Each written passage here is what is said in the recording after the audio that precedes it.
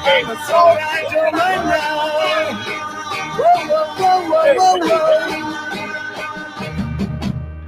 And now, the show that highlights America's most intelligent people. CARE was founded after 9/11 because they recognized that some people did something. Freedom's Pep Rally with John James. Well, good morning. Welcome to the show.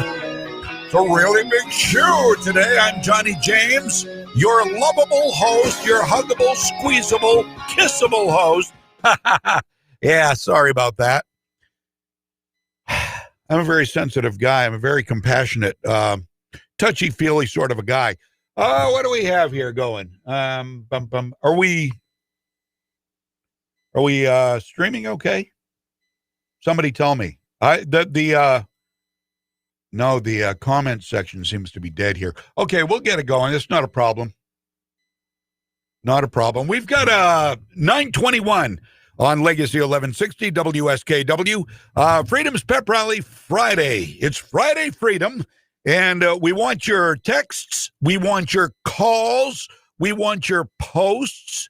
We want them all. That rhymed. That was a little poem. That was an inadvertent poem. I didn't even intend to do that. It just happened that way. That's what happens when you have a poetic soul. So I hope you appreciate that about me. Good morning, Jamie. How are you? Okay. I just wanted to, that was somebody I just recognized, walked by the window. I hadn't seen in a couple of days. Thought I'd say howdy. 21 past 9 o'clock. And I've got this thing. I've got a boo-boo on my tongue. I don't know how I got it. I don't know if it's a canker from eating all the citrus. I eat an apple every day. Do you get cankers on your tongue? I don't know. And I brush my tongue all the time, and I made it bleed the other night. It's like a little swollen scratch. I don't know what it is. So it's very annoying. You'll know my tongue has swollen up. 21 past 9 o'clock, and well, we've got a weekly address from Joe Biden here coming up in a minute. I think you're going to like this. I do. First, before we get into the show, let's find out what happened on February the 5th on this day in history. Here comes the Associated Press. February 5th, 1937. President Franklin D. Roosevelt proposes boosting the number of justices on the U.S. Supreme Court. He pushes the plan after the court strikes down key parts of his New Deal program during the Great Depression. The court itself can best undo what the court has done. But critics accuse Roosevelt of trying to pack the high court, and he suffers his first major defeat in Congress. 1994. In Mississippi, Byron Della Beckwith is convicted of murdering civil rights leader Medgar Evers more than 30 years earlier. Beckwith, a white supremacist, gets life in prison. He dies behind bars nearly 7 years later. 1914, William S. Burroughs, one of the writers during the Beat movement of the 1950s, is born in St. Louis. 1967. Now we're going to do a little ditty that's going to make everybody happy, Tom. I'm not. The Smothers Brothers Comedy Hour, the TV variety show for the 60s counterculture, premieres on CBS. And 1934. That ball is going to be out of here. It's gone. Baseball Hall of Famer Hank Aaron is born in Mobile, Alabama. Today in history, February 5th. Ross Simpson, The Associated Press. Raw. That's quite a name, isn't it? Raw Simpson.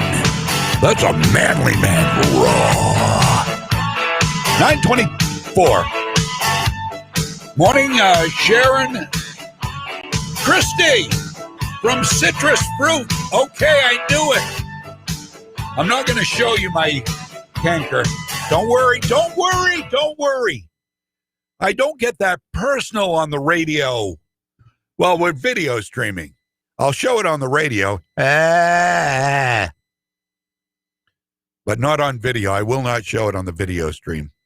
It's not bad. I think it's getting better. It doesn't hurt too bad. You know what I always hated most about having having a scratch or anything on your gums, your tongue, your lips. I used to get chapped lips, and your lips bleed sometimes when they get chapped. The thing I hated most is growing up. This is no kidding. Growing up, the staple food in my existence. Every kid has them. For me, it was hamburgers. Every day when I got home from school, I would fry up not one, you talk about unhealthy, not one, but 2 hamburgers. Folks always made sure they had hamburger. I get corrected on this by people from away. It's not Hamburg. They don't call it. They call it Hamburg in Maine. It's hamburger. Hamburger. Okay, hamburger. So I would cook hamburgers in the frying pan in, some margarine, 2 of them every day, big ones. And then I take them out. I take them out of the fry pan. And I would then take the rolls, which I buttered, and then I'd throw them into the hamburger grease, cook them until they browned, and they were sopping with the grease from the burgers. So I'd have 2 hamburgers, 2 greasy but toasted rolls, and then I would take and I would scrape the bottom of the fry pan, and I would put a little hot water in it, and it would make sort of a hamburger gravy that I would then get bread. Wonder Bread, I remember from the bread box, which we had. We don't have bread boxes anymore, I don't think. We don't. And then I would dip the bread into the gravy I'd made, and I'd take a couple of good solid bites off that, and then I'd bite a hamburger, always with ketchup and salt. No cheese, no relish, no mustard, ketchup and salt on my greasy burger. 2 greasy burgers, and my greasy, oily hamburger gravy with bread, and it was wonderful. And I do this like 4 or 5 days a week, and then maybe once on weekends. It was always 2. It was never 1 hamburger.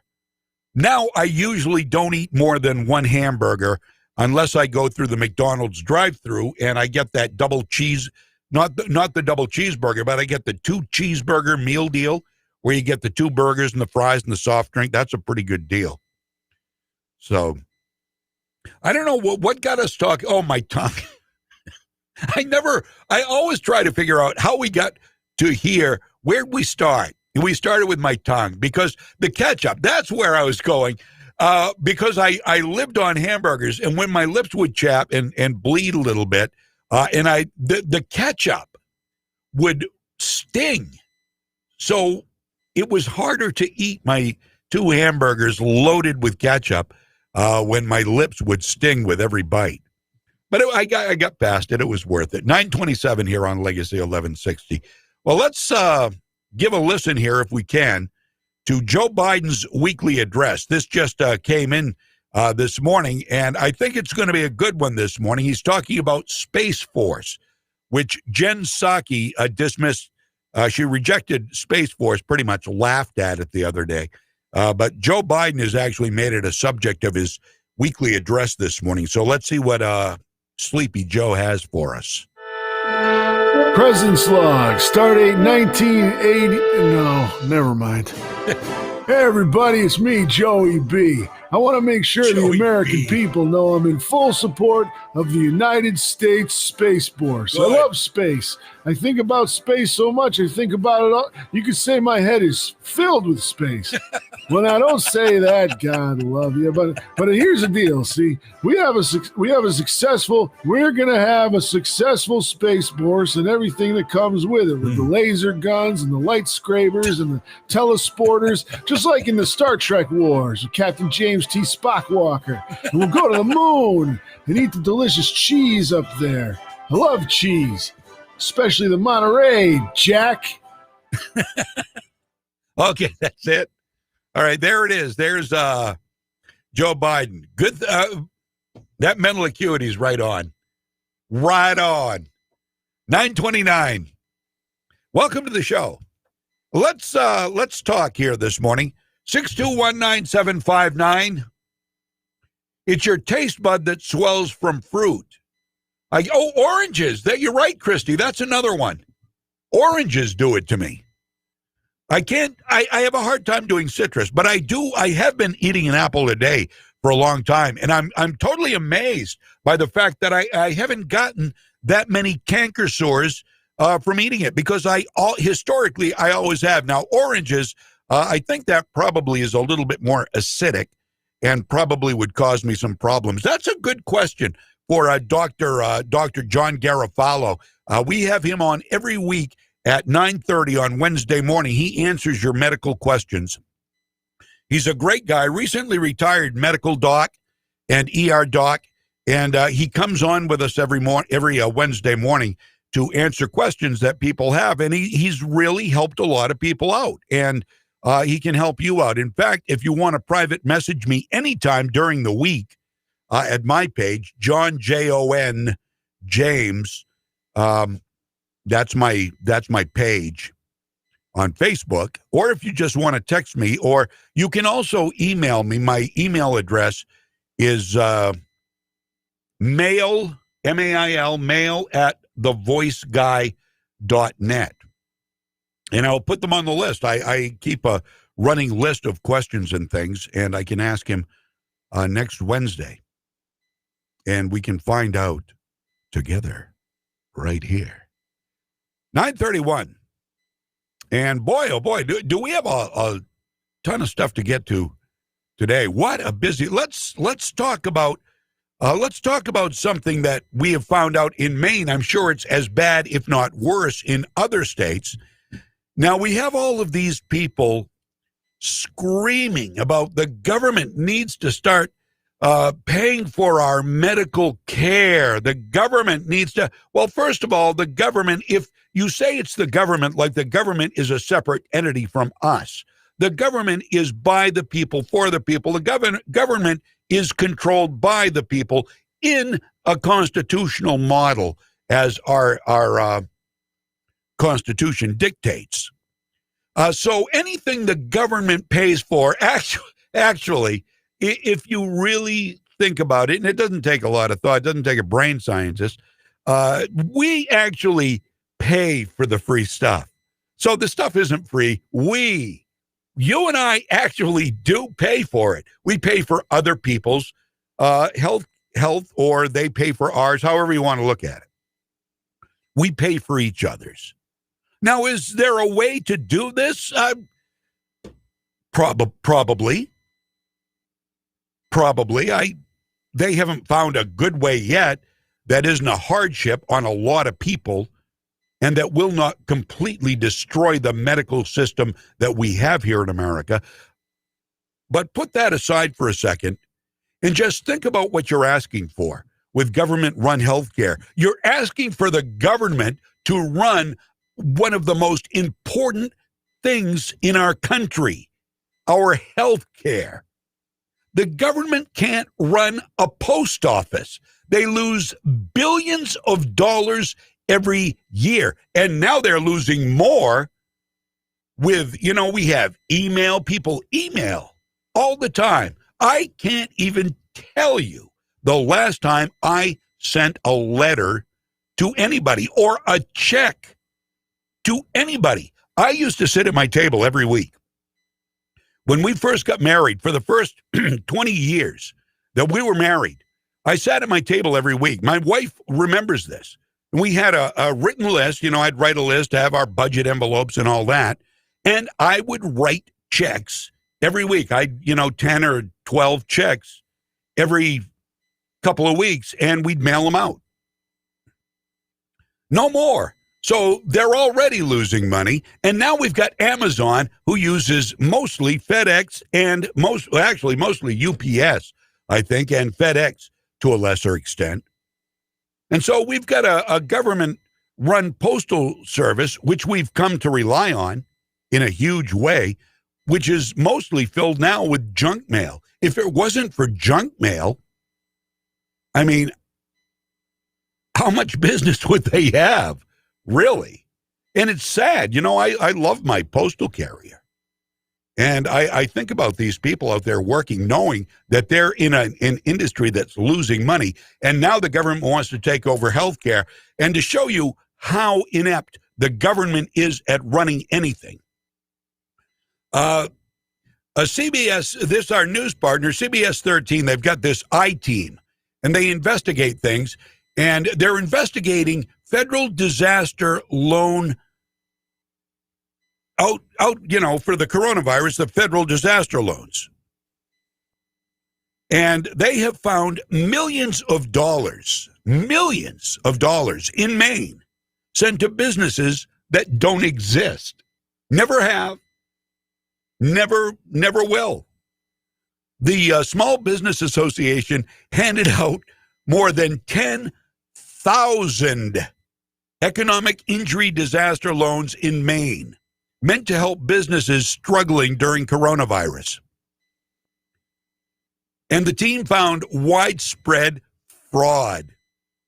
Government apparently didn't catch it. 10,000 of these in Maine. Little Maine. Tiny little, well, it's a big geographically, but population-wise, we're tiny. Yeah, under 1.5 million people. 10,000. And many of the loans went to fake farms. Fake farm. Now, you've got Google Earth, and you've got this crack team of wizards in the federal government, this crack team of computer experts.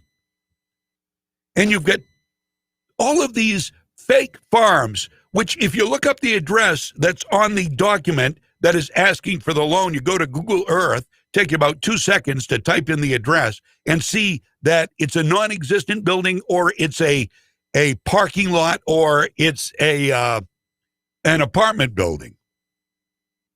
The farms were located all over the state using addresses that include apartments in downtown Lewiston and Portland.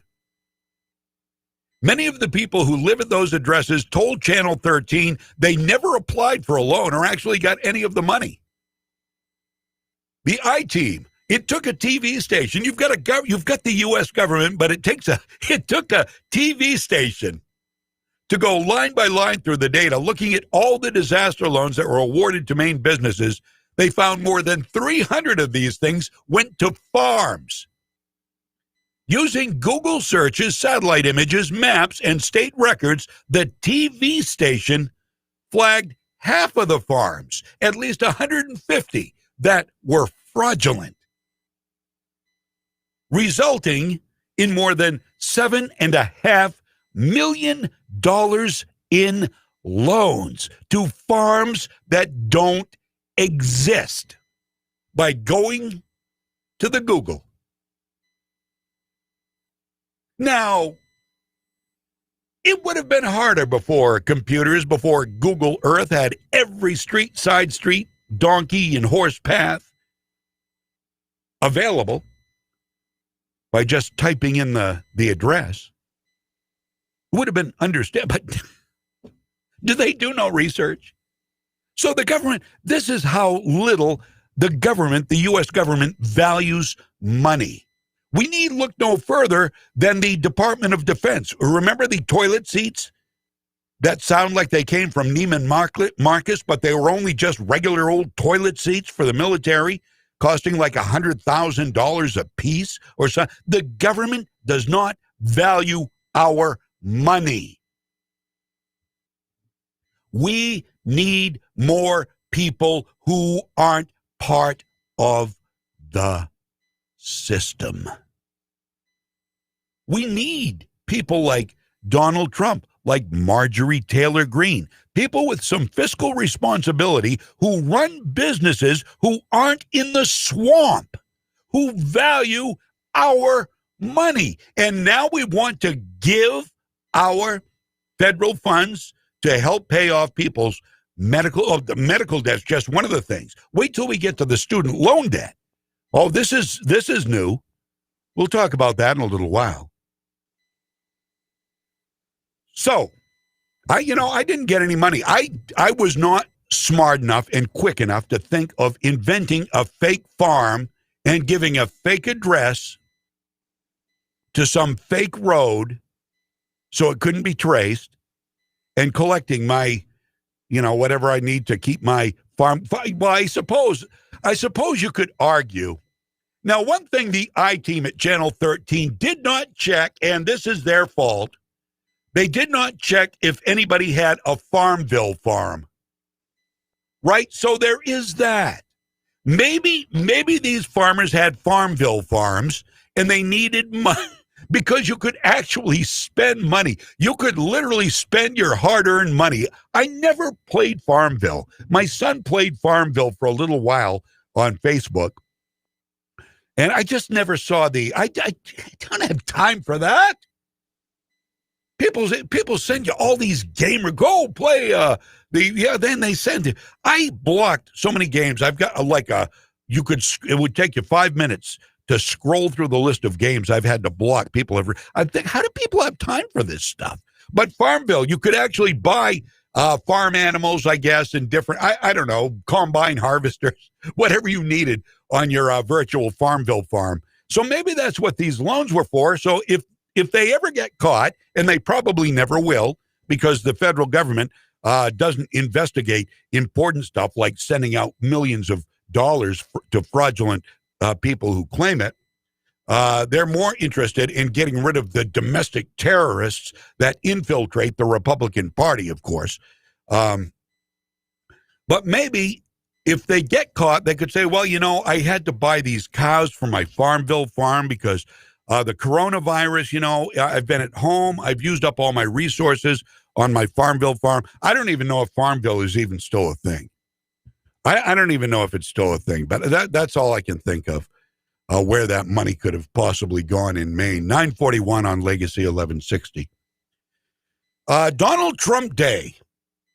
If you're in Florida and you're in a small city named Frostproof,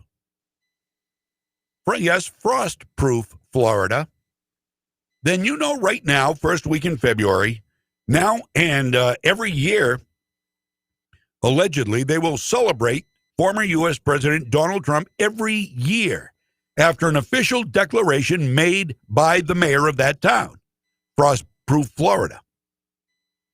So that's kind of nice. At least there's some government official, apparently, somewhere that sees the good Donald Trump did for us and did for America. No money for illegals. That's good news. A handful of swing states, Democratic senators from swing states, joined Senate Republicans yesterday. They added a budget amendment that will help ensure stimulus checks funded by us are not given to illegal aliens living here. And that is sending the left into a tailspin. How dare you xenophobes? Yeah, okay. Sorry, we'll get over it. I know it's hurtful, but we'll get over it. Tom Cotton of Arkansas and Todd Young of Indiana, both Republicans, proposed an amendment to the fiscal year 2021 budget that will likely block the inclusion of stimulus checks for illegal aliens in any China virus relief package. So that's I think, a good thing. It is our hard-earned money. Now, if you know somebody who is here illegally, if you know somebody and you have a heart for them, and I'm not saying that these people are not, I'm not saying they're all bad people.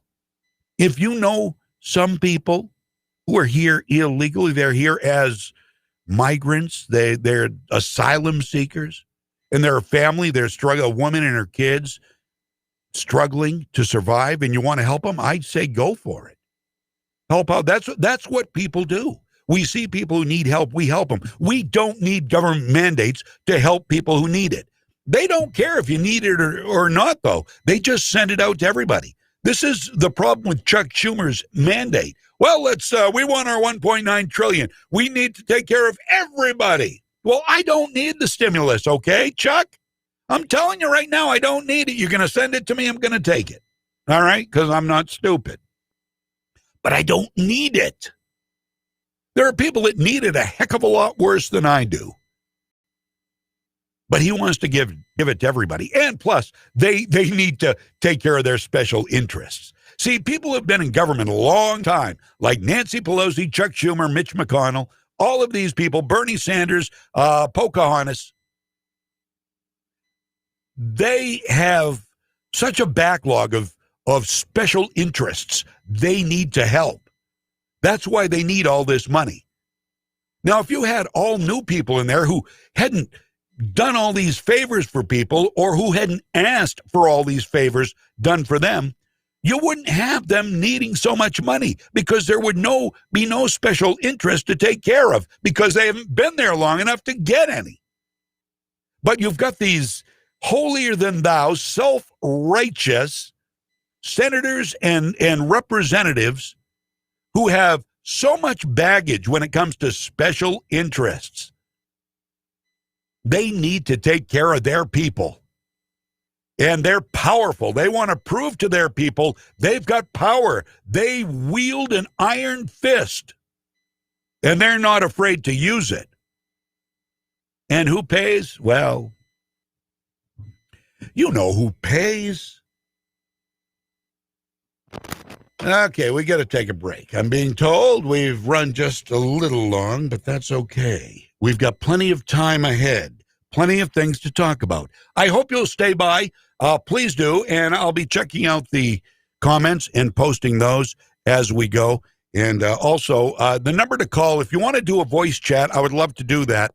207-621-WSKW. 207-621-9759. We'll be right back. I'm John James.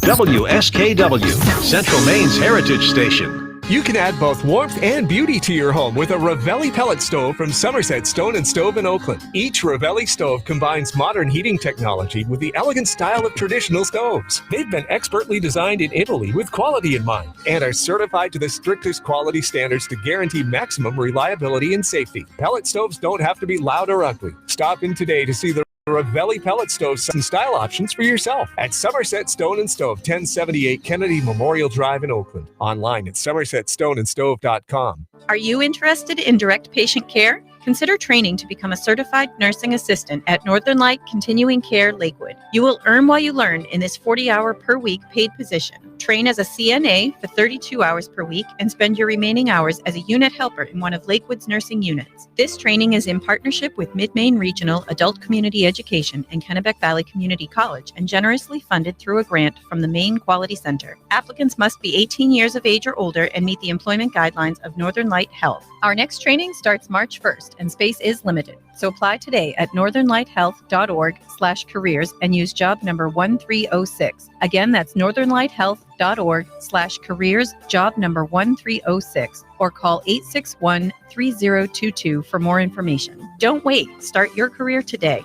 Northern Light Health is an equal opportunity employer. I'm CBS 13 meteorologist Lexi O'Connor. Clouds will thicken through this morning, followed by snow, changing to rain late morning through the afternoon and early evening. Highs will be in the mid to upper 30s. We'll see clearing skies overnight. Sun and clouds for tomorrow. It will be breezy with highs in the mid 30s. Cloudy on Sunday with the chance for some late day snow. Sunny but colder on Monday and chance for some more snow on Tuesday. Your pep rally for freedom is back. Powered by the Gun Shop in Augusta on Coney Circle. Now, here's John James. Howdy. How are you? 948 here on Legacy 1160 WSKW. Yeah, go see my friends at the Gun Shop. They had some AR-15s. You're looking for those? I think they had an AK-47. They had a beautiful Mini 14. Wood stocks.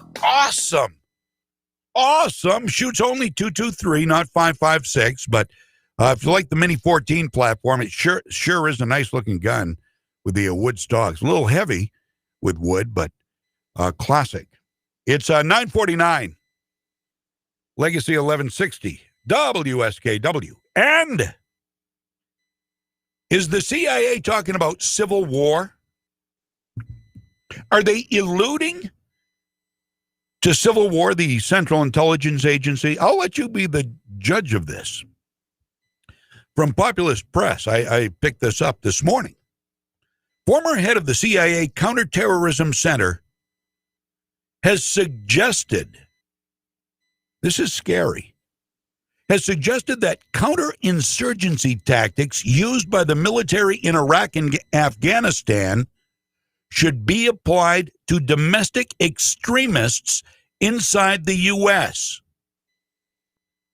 NPR reported that Robert Grenier, the guy who directed the counterterrorism program for the CIA from 04 to 06, said, quote, "We may be witnessing the dawn of a sustained wave of violent insurgency within our own country, perpetuated by our own countrymen."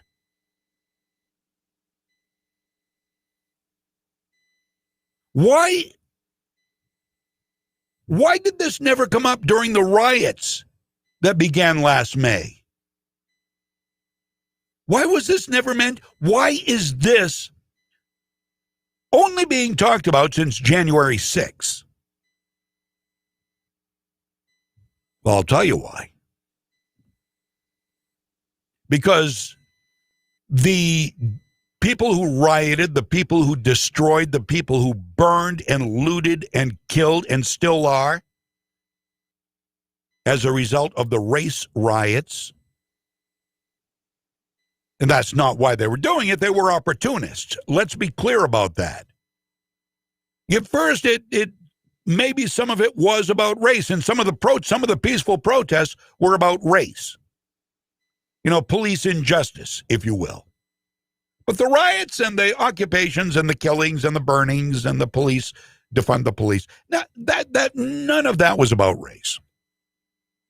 That was about anarchy. That was about taking over the United States. That was about leftists gaining control of our system and destroying capitalism and destroying our democracy. That's what that was about. That's okay. But now you have people who believe in the Constitution and want to save our democratic republic. That is cause for worry so far as your leftists are concerned. And some of these leftover leftist hacks in places like the CIA and other parts of the clandestine federal government. There's a lot of secretive stuff going on in the federal government. A lot of secretive stuff.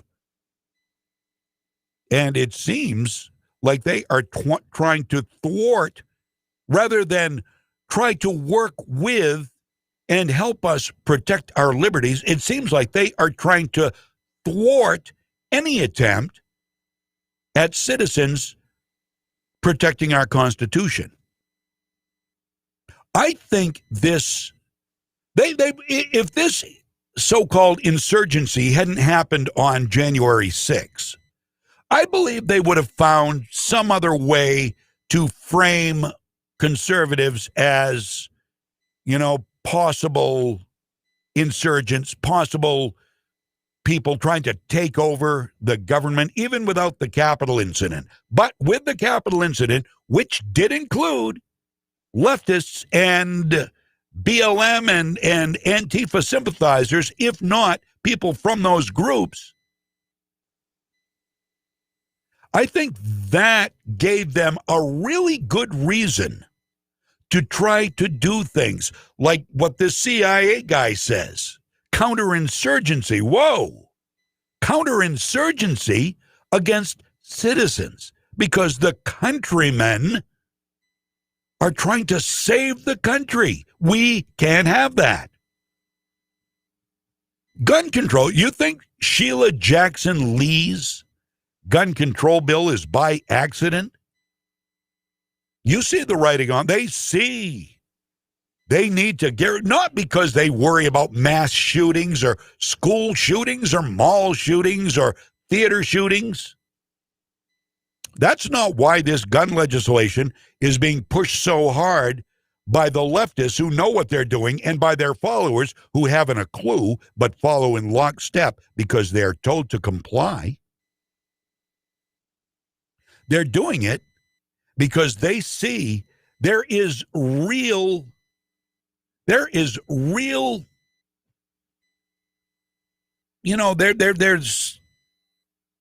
a lot of meaning in the words that we use when we say we aren't going to allow socialism to take over the country. We aren't going to allow it. Now, Donald Trump has said socialism, America will never be a socialist country.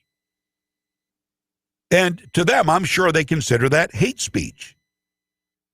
Did it fortify real patriotic Americans to say, you're right, and we're going to make damn sure it doesn't become a socialist country?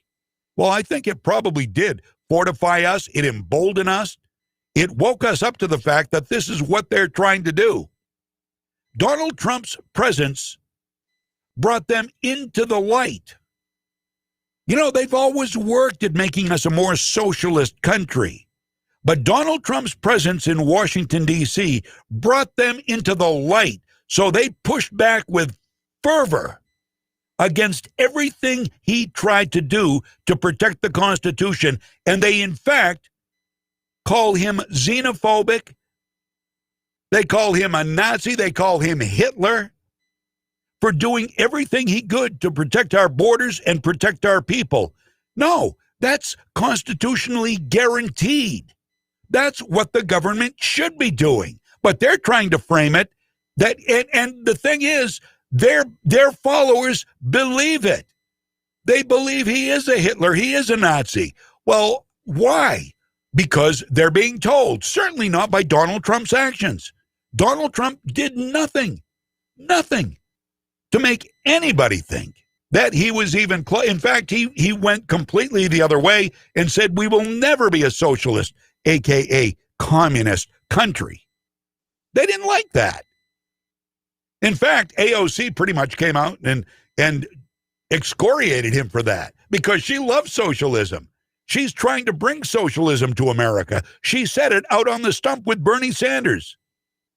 And so did Rashida Tlaib, out stumping for their fellow socialist who masquerades as a Democrat, and the Democrats let him. What does that show you? That shows you they are in lockstep with the Bernie Sanders caucus of the Democratic Party. They're all going left.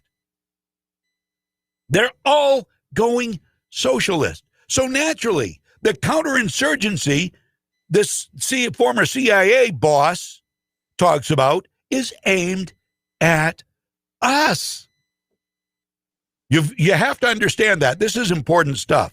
And the government is actually looking into our personal information as we speak.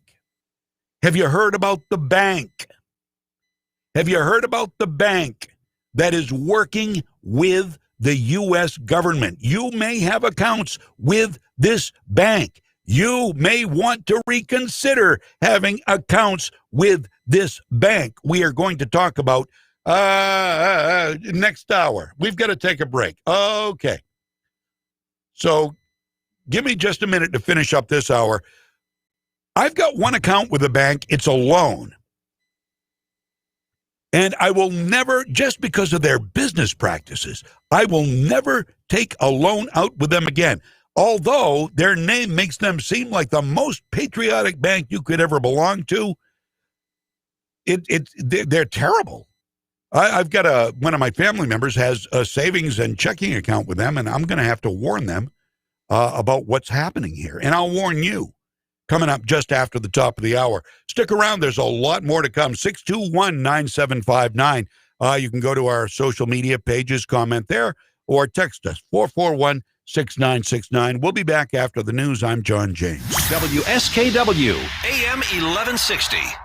Your sweetheart definitely wants something for their sweet tooth this Valentine's Day, so visit Incense and Peppermints for their favorite treats and candies and share the love. Looking for a gift that shows off your romantic side? Get your order in today for indulgent chocolate-covered strawberries or solid chocolate roses. If they have sentimental favorites, Incense and Peppermints has nostalgic candies including Clark Bars, Fifth Avenue's Chunkies, and fruit-striped gum. There's no doubt your Valentine's Day will be so much sweeter if you visit Incense and Peppermints, 48 Main Street in downtown Waterville. I'm CBS 13 meteorologist Lexi O'Connor. Clouds will thicken through this morning, followed by snow, changing to rain late morning through the afternoon and early evening. Highs will be in the mid to upper 30s. We'll see clearing skies overnight, sun and clouds for tomorrow. It will be breezy with highs in the mid 30s. Cloudy on Sunday with the chance for some late day snow. Sunny but colder on Monday and chance for some more snow on Tuesday. From the Home Auto Group Studios, Farmington Ford and Franklin Chrysler in Farmington. This is WSKW, Skowhegan, Augusta, Waterville, Legacy 1160. ABC News, I'm Faith Habube. The Labor Department's new January jobs report showing 49,000 new jobs added last month, slightly below expectations. Unemployment fell to 6.3%. President Biden's economic stimulus proposal comes with a price tag of $1.9 trillion, and it took another step towards reality early this morning when Vice President Kamala Harris broke a 50-50 tie in the Senate to pass a budget resolution. Majority Leader Chuck Schumer said, "If our Republican colleagues decide to oppose this urgent and necessary legislation, we will have to move forward without them. We have a responsibility to help the American people fast." This resolution allows the Senate to pursue passing the bill with a simple majority and avoiding a possible filibuster. 11 House Republicans joined the Democrats as they voted to strip Congresswoman Marjorie Taylor Greene of all her committee assignments over past comments amplifying conspiracy theories. This is ABC News. Former President Donald Trump saying no to a request that he testify in person at his second impeachment trial next week. One of the effects of the coronavirus at ports around America last year, the sheer volume of bogus coronavirus products seized by Customs. Customs and Border Protection has released its year-end report on the number of inspections and seizures at U.S. ports of entry, and the stats tell the story of the pandemic. Agents intercepted 177,000 illegal COVID-19 test kits, 38,000 prohibited hydrochloroquine tablets, and a staggering 12,700,000 counterfeit face masks. All the while, Customs was working to expedite the importation of genuine masks, gloves, and test kits to help in the war on COVID. Jim Ryan, ABC News. Back in court again for Russian opposition leader Alexei Navalny. Now there's a libel case against him. This comes just 2 days after he was sentenced to more than 2 years in prison for parole violations while being treated in Germany after being poisoned with a nerve agent. Faith Abube, ABC News. Saving money can seem daunting, so most of the time we don't think about it. And since we don't want to think about saving, we don't save. But now with an Easy Start certificate from Navy Federal Credit Union, you can keep not thinking about saving while actually saving. With recurring transfers, you automatically save money each month without ever thinking about it. It's an easy start to saving. Learn more at NavyFederal.org. Navy Federal Credit Union. Our members are the mission. Open to the armed forces, the DoD, veterans, and their families. Insured by NCUA. Good morning, privates! Good morning, Drill Sergeant! I mean, seriously, what a pleasant morning. The sun is shining and the birds are chirping. You seem to be in a good mood today. Astute observation. He's probably happy because he found out Honey Nut Cheerios can help lower cholesterol as part of a heart-healthy diet. They're even shaped like hearts. So, in lieu of the obstacle course today, I propose a nice meditative nature walk. Does that sound delightful to everyone? Yes, Drill Sergeant! Happy heart shapes are back for a limited time. Learn more about Honey Nut Cheerios by picking up a box at your local store. It's time for a little fun, a few laughs, and a whole lot of truth. Ted Nugent speaking fluent Democrat. All right.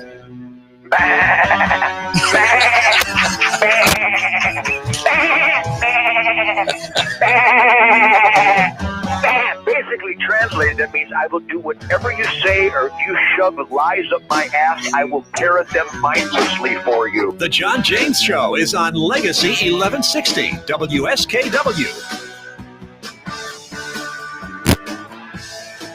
All right, Rita got it. Rita got it. We'll get to the bank story here shortly. This is very scary. This is very troubling.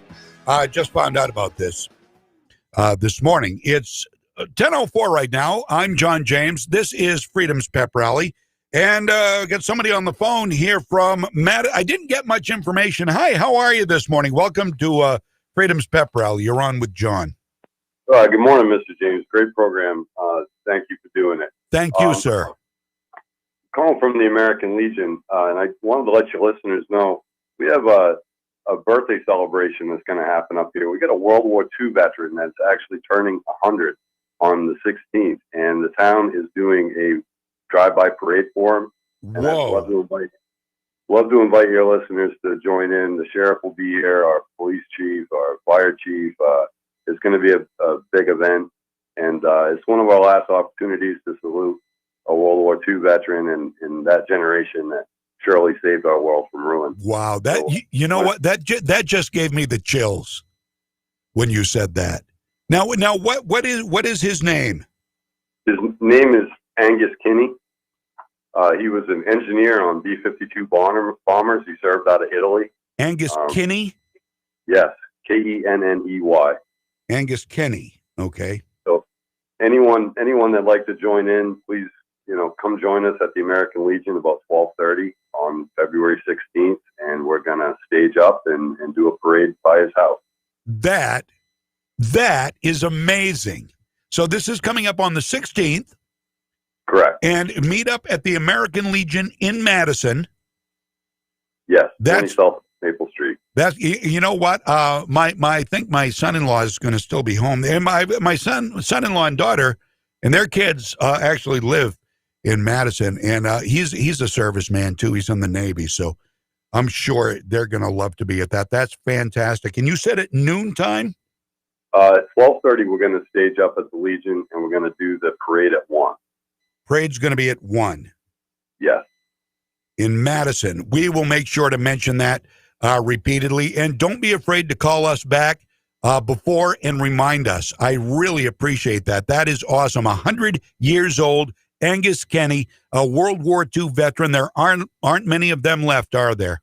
No, they are sadly dying off quickly, and it's really nice. We commonly do funeral details and things like this, but yeah, this is so nice to be able to do something and pay respect for a living World War II veteran. And it's just been great to see the outpouring from the community of people that want to be involved. God bless him. God bless the community. What a great community Madison is. What a great area that is. Listen, I and thank you for your service, my friend. Oh, it was my honor. You have a great day, and again, don't be a stranger. Oh, will do. Thank you very much. Take care, buddy. Thanks. Bye now. That's amazing.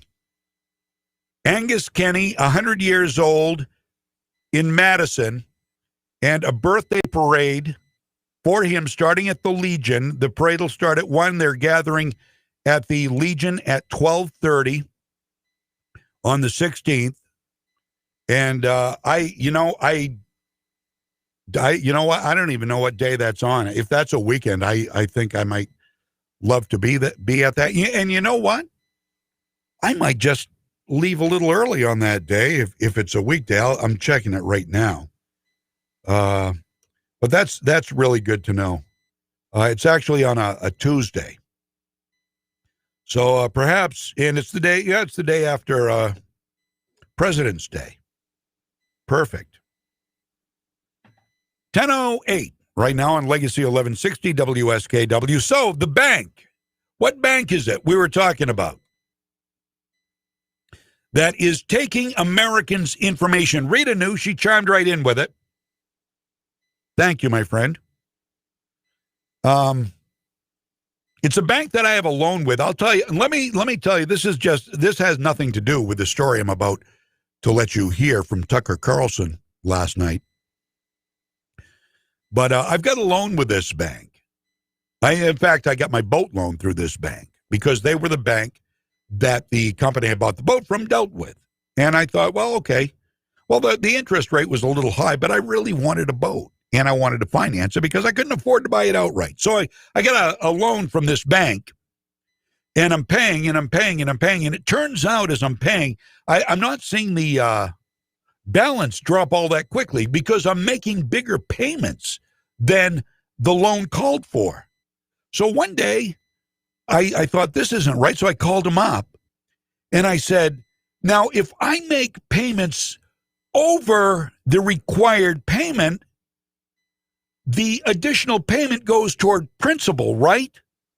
Oh, no. No, that extra money goes to prepay your interest. If you want it to go to principal, you have to call us up and tell us that. Well, really? Was that in the fine print? I wonder. Maybe, probably was. So I'm making all, and after a while, it's too late. You can't say, let's go back because I made $1,000 payment. My payment's like $240 a month. So I make $1,000 payment. How much of that went to prepay interest? Quite a bit of it, actually. So I'm throwing money down the toilet thinking I'm paying the loan off quickly with this bank. So this is the last business I was ever going to do with the bank anyway. But if you're doing business with them now, you might want to reconsider, because the government, in its attempt to find domestic terrorists, is working hand in hand with what bank? Tucker Carlson last night. Our party stands with Israel. We stand for the U.S.-Israel alliance, and we shouldn't tolerate anti-Semitic tropes. Now, of course... Oh, okay, whoa. That's not it. That is not the one. Oh, okay. Let's. I don't know if we have it. I will have to find it. Okay, I'll let the cat out of the bag. It's Bank of America. It is. But there was a lot in Tucker Carlson's piece that you really needed to hear, and for some reason. Oh, okay. I know what happened. Okay, I do have it here. And it didn't get put on my soundboard because I want you to hear this, especially if you are a member. Now, I'm not saying don't be a member of bank. It's up to you. I'm not going to say boycott Bank of America. That's stupid. That's what leftists do. Leftists boycott. You've got to boycott them. That's what leftists do. No, you make your own decision. I am not going to tell you what to do, but I will suggest you might want to reconsider. Here is the piece on Tucker Carlson last night. This show has obtained exclusively evidence that Bank of America, the second largest bank in the country with more than 60 million customers, is actively but secretly engaged in the hunt for extremists in cooperation with the government. Bank of America is, without the knowledge or the consent of its customers, sharing private information with federal law enforcement agencies. Bank of America effectively is acting as an intelligence agency, but they're not telling you about it. In the days after the January 6th riot at the Capitol, Bank of America went through its own customers' financial and transaction records, a lot of them. Now, these were the private records of Americans who had committed no crime. People who, as far as we know, had absolutely nothing to do with what happened at the Capitol on January 6th. But at the request of federal investigators, Bank of America searched its databases looking for people who fit a specific profile. Here's what that profile was, and we are quoting. Customers confirmed as transacting, either through bank account, debit card, or credit card, purchases in Washington, D.C. between January 5th and January 6th. Number 2, purchases made for hotels, Airbnb, RSVPs in Washington, Virginia, or Maryland after January 6th. Number 3, any purchase of weapons or at a weapons-related merchant between January 7th and their upcoming suspected stay in the D.C. area around Inauguration Day. Wow. And 4, airline-related purchases since January 6th. End quote.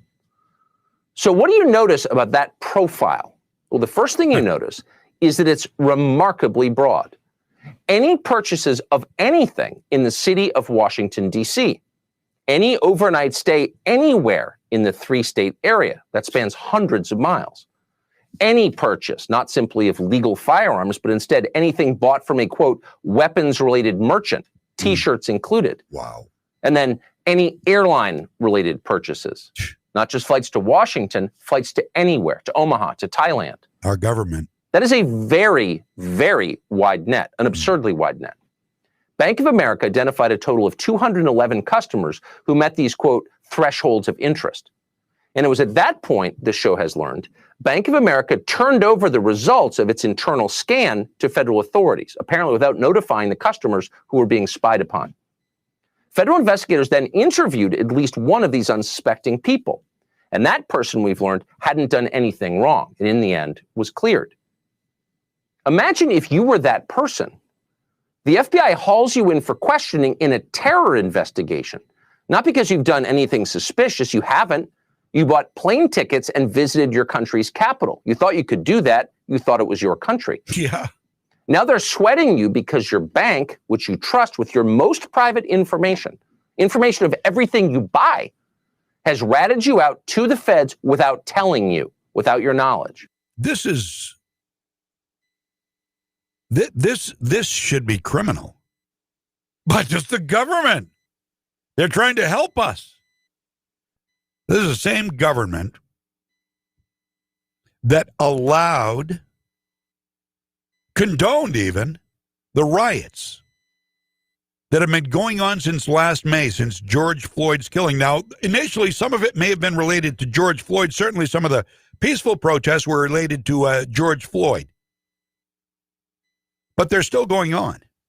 Totally unrelated now. And how did the government get involved?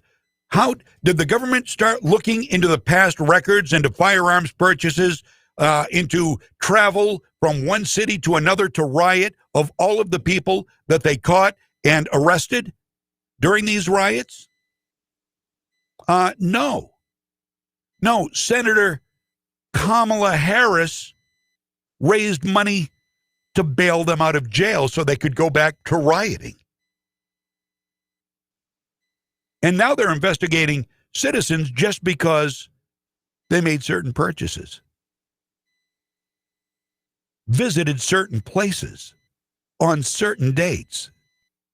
Now they have fortified with razor wire and fencing the whole Capitol complex, while they unfortify our borders that protect us from enemies foreign.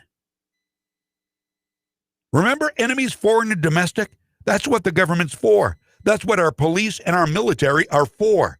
And now the military, get a load of this. The military is now standing down as a result of January 6th. We could have used military help. Remember all the troops, 20,000, 30,000 troops surrounding Washington's capital, the capital in D.C.? Many of them still there, along with the fencing and the razor wire. How many military did the Democratic mayors and the Democratic governors allow Donald Trump to send to their cities to stop innocent citizens from being victimized by domestic terrorists, a.k.a. BLM, Antifa, and others? How many troops did Ted Wheeler and Lori Lightfoot and Bill de Blasio and Andrew Cuomo allow? How many troops did they allow Donald Trump to send in? About zero. Because your life, our lives, don't matter as much as theirs. When it's their lives that matter, when AOC is boo-hooing and crying because she felt her life was in danger because a white police officer, first of all, we hate white people because they don't like brown and black people. And number two, we hate police. We need to defund them. Alexandria Ocasio-Cortez is boo-hooing about the trauma while she did not a damn thing to save the people who were killed, maimed, and had their lives destroyed during the riots. The military was not allowed. We don't want it to look like a police state. Well, guess what? And now the military is standing down. The Pentagon has admitted, this is from WND, the Pentagon has admitted it's unsure how to address the problem or even how serious it is. But the newly confirmed Secretary of Defense has ordered a stand down with the ultimate objective of removing nationalists from the ranks. Lloyd Austin, the first black defense secretary, emphasized in his confirmation hearing on Wednesday the need to rid the military of racists and extremists. Now, wait. Oh, I've got so many friends in the military who are probably just about ready to puke upon hearing this.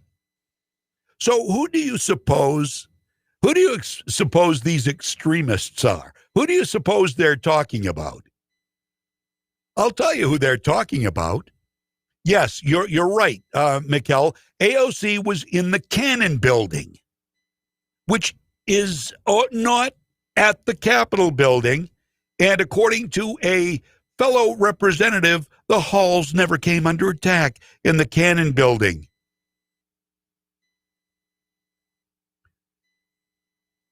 So, who do you think the extremists are? I'll tell you who the extremists are.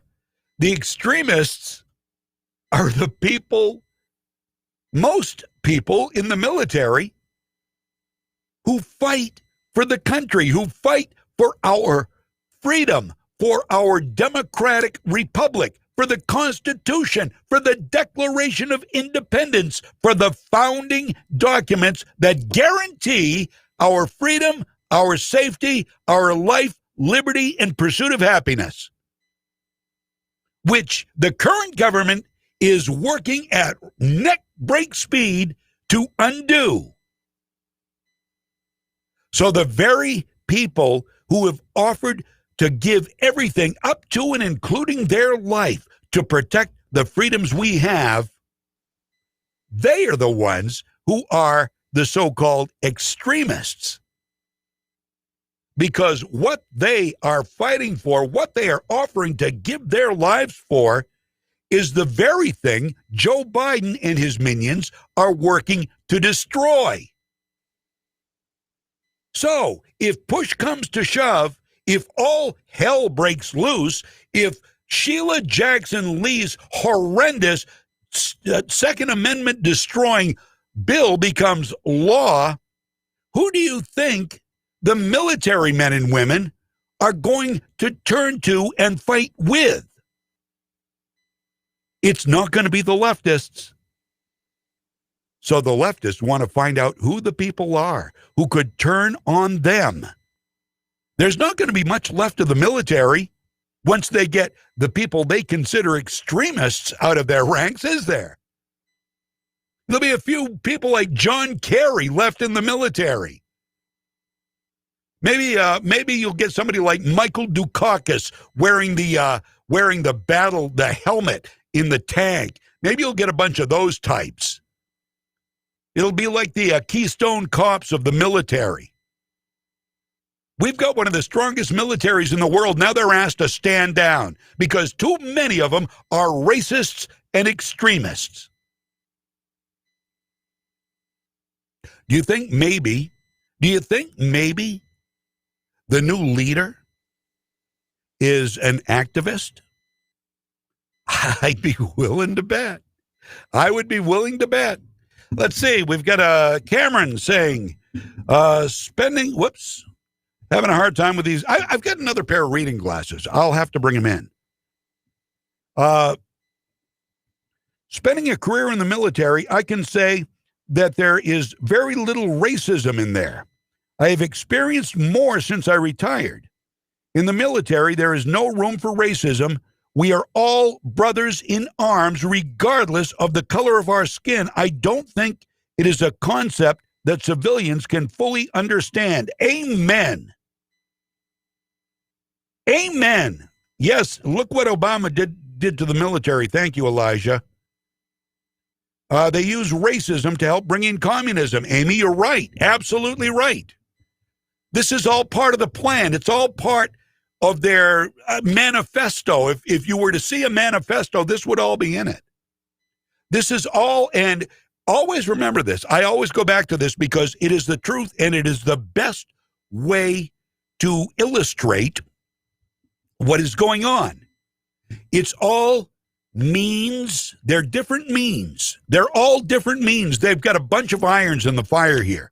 It's not one thing. It's a bunch of things. But all of it is various means coming together for a common end. That end being a takeover of a country, the country as we know it. Saul Alinsky's Rules for Radicals. Saul Alinsky was a communist. He put out that manifesto back in 69 or 70 before he died. And it's been a playbook for the Democratic left ever since. And now they're using it, it seems, as a Bible. Doesn't matter the morality, the righteousness of the means. It doesn't matter. Even collateral damage, letting people die by, COVID-19. Even letting people die in, riots. Letting people's lives be destroyed by looters and rioters and arsonists. All a means to the ultimate end, power and control. We're seeing it play out right before our very eyes. And I've heard the same thing about the military, Cameron. I've heard the same thing from my father, from others. I know plenty of people, and I surround myself. Now, I do have several personalities. I surround myself with people like this, police, military, people I admire, people I trust, because those are the people who deserve respect, and those are the people who I feel closest to and have the most respect for. There is no black or white in the military. Any racism is weeded out quickly by fellow soldiers who will not stand for it. So does that tell you that maybe, just maybe, this new guy coming in, Lloyd Austin, maybe he's an activist and racist, maybe? And he's looking for, are there a lot of extremists in the military? Are there? Really? Again, weeded out very quickly. But you know what they are, but you have to understand what they consider extremists. I will get to that, Mikkel. Thank you. I want to mention that. Extremists to them are people who love and would do anything to save America as we know it. And those people would fight for our country within the borders of our country if the need be. And that's what they want to avoid. This is what they want to weed out. Well, I'll tell you something. He can do whatever he wants. He can weed out all of the extremists he wants to. This activist, I believe, is an activist. He asked the military, he's telling the military to stand down until they can. When has this? Who does that? Who does that? Well, he can do it. He can do what he wants. What's he going to do? Is he going to put these people in prison? You can't do that. You can't put people in prison. You're going to take them out of the military? You're going to discharge them? You're going to give them a dishonorable discharge because they love America? Good luck with that. You want to start a fight, that's one sure way to do it. And you can take whoever you want to out of the military if this guy has that power, and maybe he does with Biden and the congressional support. But I'll tell you what, you can take the person out of the military, but you can't take the military out of the person. And when it comes to time to stand up and fight, they're going to be shoulder to shoulder with their fellow citizens to make sure they don't lose what they signed up for to go in the service to begin with. And that is our sovereignty, our sovereignty, our freedom, our way of life, our Declaration, and our Constitution. It's a fool's errand, what you're doing, and it's transparent. We see what's going on. It scares us, but it should scare you more. It's 10:30 right now. We're going to have to take a break. 621-9759, 207-621-9759. Hi, good morning. You're on with John. Morning, John. It's your old buddy, Manny. Hey, Manny from Cali. How are you, my friend? I am good, sir. I'm good. I just, I kind of wanted to call in and just share a bit of an alternative opinion that's not very popular with those that are on the left, like myself. Okay. So there's just two things I wanted to touch on with you. The first thing is this business with Marjorie Taylor Greene. Yeah. We've spoken before, and like I said, while I lean more to the left, I'm a little bit more moderate. What's upsetting me right now that the Democrats are doing is, in my opinion, they're playing right into what conservatives are saying in terms of overreach, right? Yeah. The reason I feel that way is because, you know what, regardless of whether you believe in, me personally, I think she's a nut. You can disagree with me, whatever. I think she's a nut, and I don't think she has any business on those committees. But here's the deal. They voted her into office. We can't be doing things like that and taking away people's voices, and then turning back around and saying you've got free speech and stuff like that. So fine, you want to take her off those committees for those concerns. I get that. That's a bit of a privilege. But when they start walking down the road of, removing her from office and things like that, that's dangerous ground that I think is very, very, anti-democratic. Because then, to me, that takes away a person's vote and a person's voice. And so that leads me to a segue as far as the impeachment is concerned, right? Same thing. It's doomed. Everyone knows that, whether Donald Trump is impeached or not, he's not going to get convicted. So what worries me and makes me angry about what the left is doing, and being someone on the left, is I feel like all they're doing is just basically enhancing the narrative and allowing people like Marjorie Taylor Greene to continue to run with that victimhood and say, hey, we're getting attacked and liberals hate America and all that stuff. Well, what are you guys supposed to think if we're doing things like that? You know what I mean? And not really thinking about, what we're doing when we say stuff like that. You know what I mean? And so that's just something that I wanted to share that I think a lot of people in my position kind of feel, but maybe won't come out and say it because, the popular thing to do right now is to be on the AOC train and Bernian socialism nonsense. Right. There's still a lot of us kind of like conservatives that don't want to go the way of Trump, but still have some conservative values. Same thing on the left. There's some of us that don't believe in any of that, but still have some, more liberal leaning values. And to me, that's one of them. I feel like it's overreach, and I think they're getting out of hand with it. And I think it needs to be stopped. And so, I don't agree that it's unconstitutional to impeach the president. Those are all talking points. To me, it's more about, what's the point?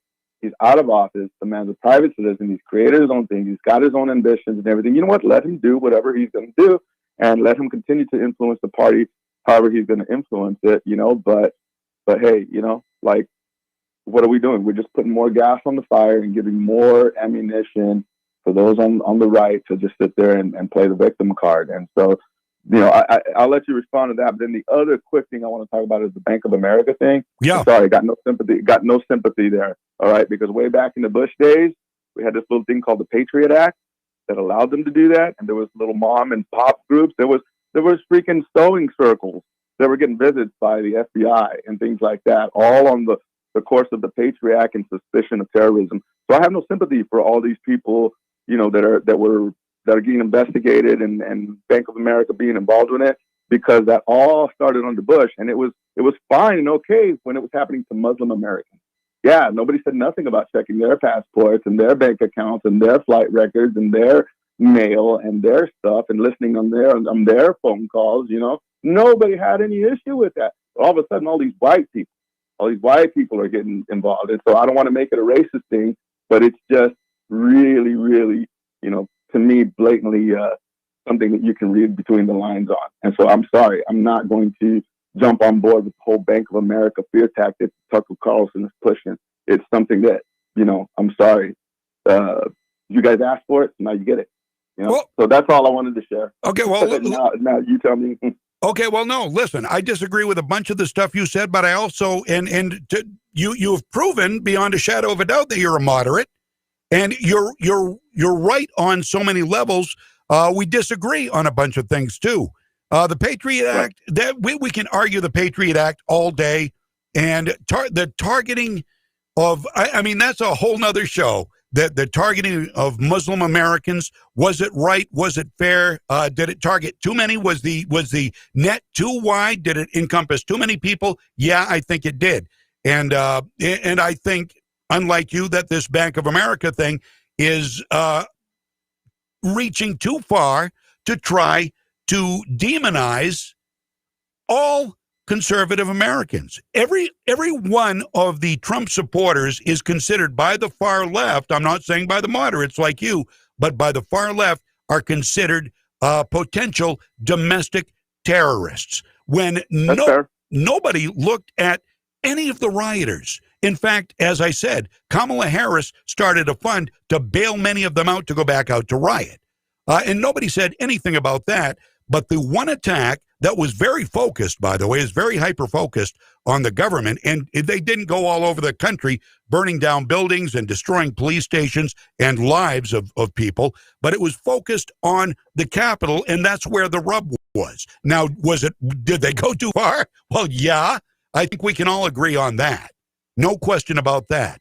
But to put up a fortification wall around the Capitol, to put armed guards, the military around it, and to defortify by stopping the building of the wall on the Mexican border, I think is just a huge example of hypocrisy and a huge contrast as to how American citizens and foreigners who come to our country, some to do no good, by the way, are treated.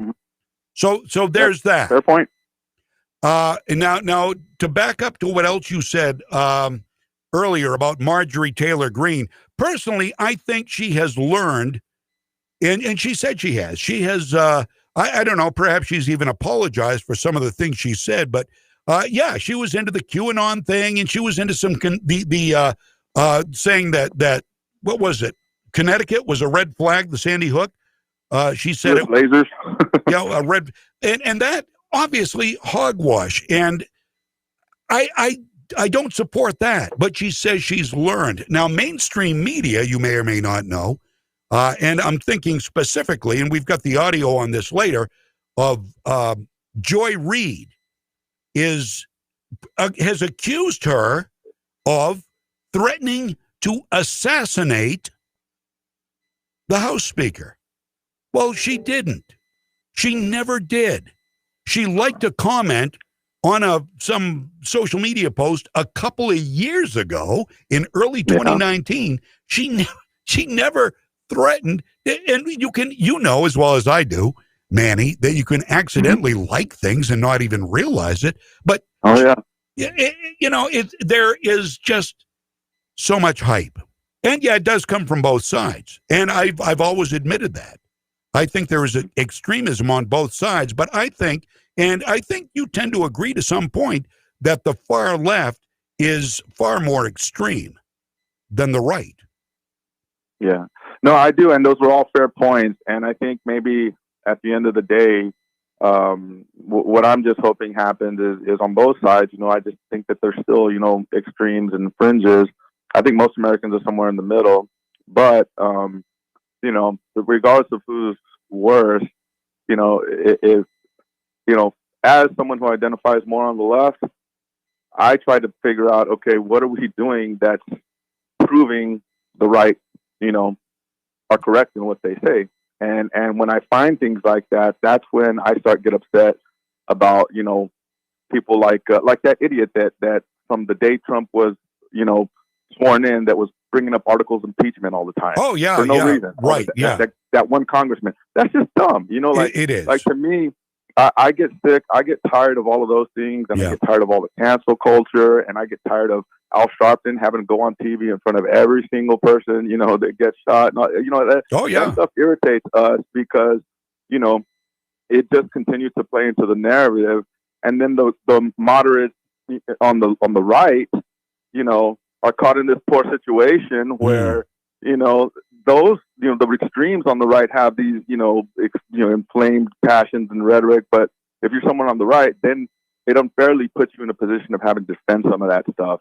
And, then it goes into tribalism and all that. But you know what? At the end of the day, that's why I listen to your show, John. That's why I have a cup of coffee with you every morning, whether you know it or not, because you're an old friend. I respect you and your opinions. And I think you're one of the few people out there that's shooting it straight. And so as long as, whether we agree or disagree, I'll continue listening to your show and support what you do, my friend. Manny, I can't tell you how much that means to me. And I wish there were more people who aligned with you and your mindset in the Democratic Party than all of those like the Maxine Waters, like the AOCs, like the Dick Durbins, like the Chuck Schumers and the Nancy Pelosi, who seem to have followed AOC off the cliff. And we know what she stands for. She doesn't stand for the America that we know. She stands more for the America like you're living right now in California.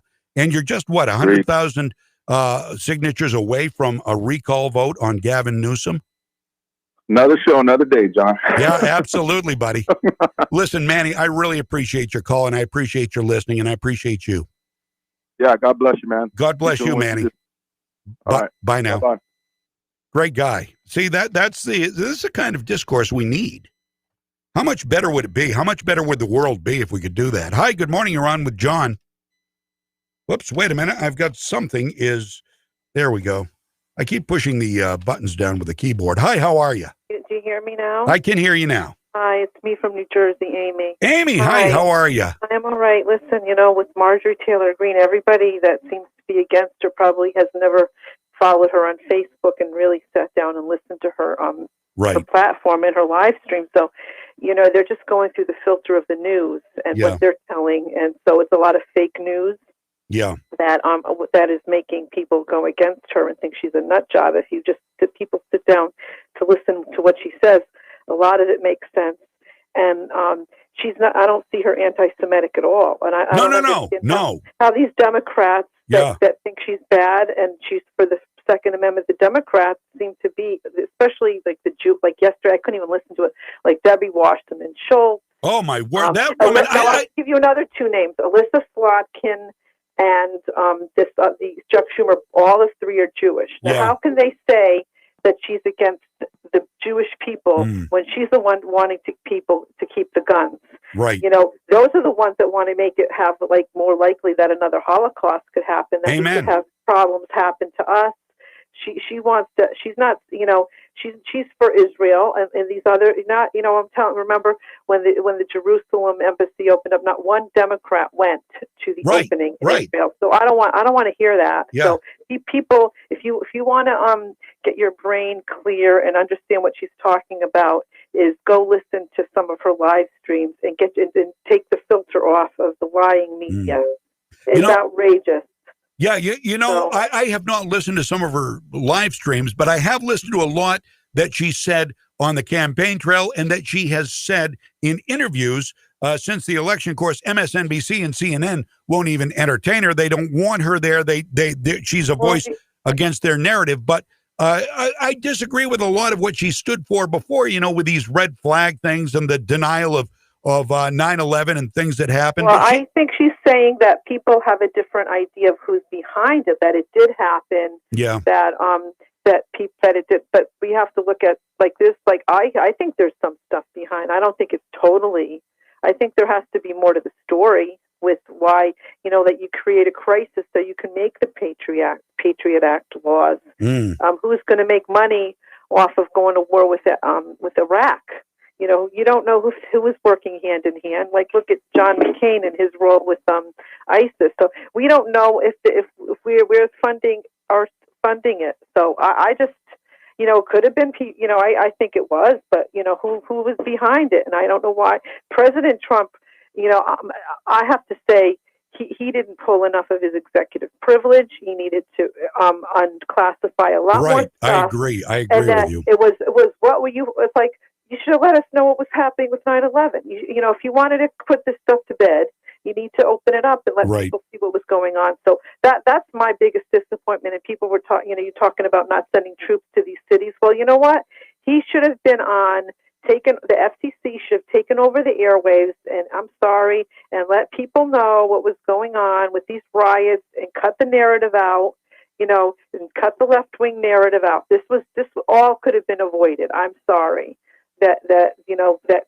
During that administration, there was so much stuff, especially with the social media, the censorship, could have been done the first 2 years of the presidency, the voting issue and the voter and the censorship, that all, and keeping these loyalists in there instead of hiring people like Marjorie Taylor Greene. Right. So that's why we're here, because you keep hiring the swamp and letting these swamp people get away with it. Right. And I want to hear these Democrats, these Jewish. I can call them out. Because, you're Jewish. You don't have to call me an anti-Semite.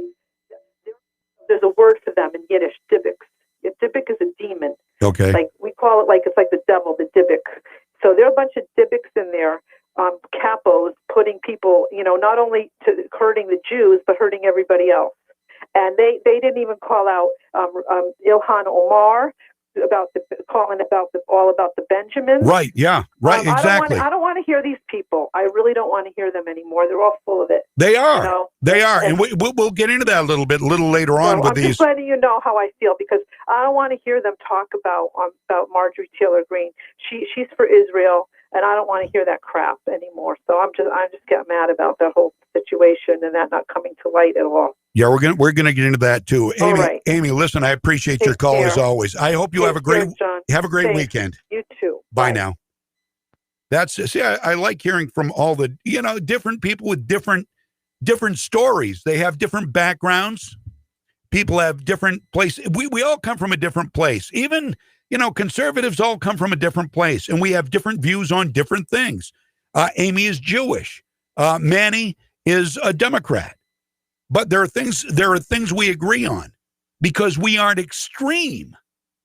There are extremists, though, and they are the ones destroying us. And we'll get into some of that coming up in just a few minutes. Got to take a break here. I'm very late on taking a break. We'll be right back. I'm John James. Legacy 1160, WSKW. What's important here at Moody's is we have a lot of opportunity for upward mobility. Moody's definitely helped me through. They sent me to school. I got my degree in business. I had the demeanor and I had the willpower and the want. Our trade is constantly changing, and there's always new challenges that arise. I definitely feel like an owner. It's very exciting. When you like what you do, you like your job, you like the people you work with, what else could you ask for? Bring your skills to Moody's and build a long-term future with us. At most dealerships, used vehicles are in short supply, and the vehicles that they do have are priced as though they're made of solid gold. At Darling's in Augusta and Brunswick, we have a great selection of quality used vehicles to choose from at prices to fit almost any budget. In fact, we have a large selection of inspected vehicles that are priced below $12,000. Put your tax return to good use and drive away in a reliable vehicle with low monthly payments. Darling's team of professionals take pride in finding the right vehicle for you, regardless of your credit history or prior financial concerns. We take the time to listen to your needs, and we won't rest until you find exactly what you're looking for. Choose from over 500 vehicles in stock right now at Darling's. Visit us online at darlings.com or stop by to see us today in Augusta or at our newest location in Brunswick. You'll do better at Darlings. I'm CBS 13 meteorologist Lexi O'Connor. Clouds will thicken through this morning, followed by snow, changing to rain late morning through the afternoon and early evening. Highs will be in the mid to upper 30s. We'll see clearing skies overnight, sun and clouds for tomorrow. It will be breezy with highs in the mid 30s. Cloudy on Sunday with the chance for some late day snow. Sunny but colder on Monday and chance for some more snow on Tuesday.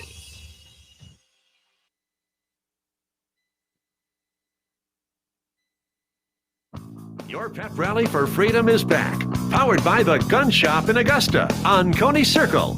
Now, here's John James.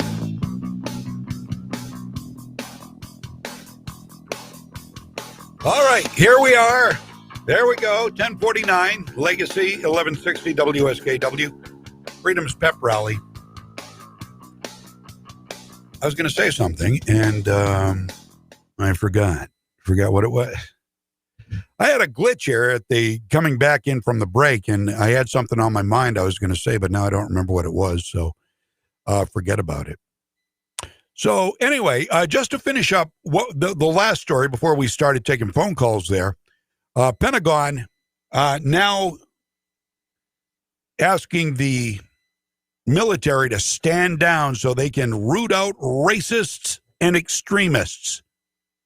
This by Lloyd Austin, the first black defense secretary.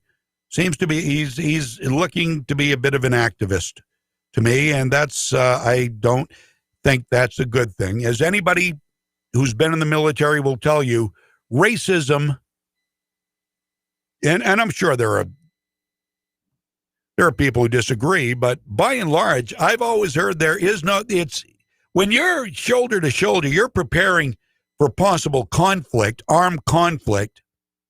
You're not worried about the color of somebody's skin. I mean, anybody with a wherewithal to go into the military and make it through basic has moved beyond racism. What they're trying to weed out is people who will go against the government if the government becomes, as it is, tyrannical. They don't want people who are trained military people to fight their own government. Pentagon spokesman John Kirby said military leaders must now show progress in combating extremism, because current and former military service members were found to have participated in the siege of the U.S. Capitol on January 6. Well, first of all, there was a very tiny number of people who got into the Capitol compared to the size of the crowd that was there. And I'm sure there were some former military who made it in. Ashley Babbitt was one. So, and she shouldn't have been in there. But so you ask the military to stand down because you think a few military or ex-military people were in on the break-in on the Capitol. So all of a sudden the red flags go up. Because we have people who don't like a tyrannical government. We have to weed them out. We want a military that is for a tyrannical government. Wink, wink. That's the message. There's no denying it. Go ahead, deny it. That's what they're trying to weed out. People who will stand up against our own government in the face of tyranny. That's what the Constitution gives us, the citizenry, a right to do. We are commanded to stand up against a tyrannical government.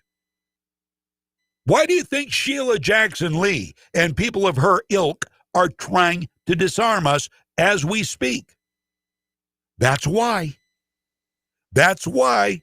It's not because they're caring about the children. It's not because they care about the people being shot in Chicago by many illegal aliens, a lot of MS-13 gang members every weekend. It's the same thing over and over and over again. Democrat Mayor Lori Lightfoot will not allow ICE and DHS to put the grips on illegals. You are not welcome here. Let them shoot our people. Let them kill others. They have a right. They are humans too. That's basically Lori Lightfoot's and was Rahm Emanuel's modus operandi. Rahm never let a good crisis go to waste. Emanuel looks like he's going to be part of the Biden administration. Welcome back, swamp. The beavers have rebuilt the dam, and the swamp is filling up again. Joe Biden is not a moderate. I'm sorry. Yes, we do have David Hogg coming up. What a piece of work he is. You know David Hogg, right? You know the thing. March for Your Lives, the kid, the Parkland kid, started the self-righteous, know-nothing, now college student with a scruffy beard. Yeah, I'm look-shaming. He looks like a man-child. All right, so let's talk about Marjorie Taylor Greene. That seems to be some of the biggest news in the country right now. She has been stripped from her committee assignments, despite the fact she says she's learned from past mistakes and apologized. There is no redemption if you're a conservative, it seems. I saw somebody, it was a Democratic guy on TV yesterday say, "Oh, we love a story of redemption. Anybody?" No, apparently not. So she was stripped of her committee assignments, and racist Joy Reid could not wait to tell her ardent fans on MSDNC. We do begin the readout tonight with breaking news. As you just heard Ari Melber describing just moments ago, the House of Representatives voted to strip Georgia Congresswoman and QAnon devotee Marjorie Taylor Greene from her committee posts. But the other story here is that 199 Republicans voted to back Greene despite a recent past that includes physical threats against other members of Congress, including the Speaker. All right, she just made it sound like Greene went online and posted, "I'm going to kill Nancy Pelosi." That's what she leads her acolytes to believe. Marjorie Taylor Greene said, "I'm going to kill Nancy Pelosi." And that's what racist Reid just insinuated. You want to hear the fact?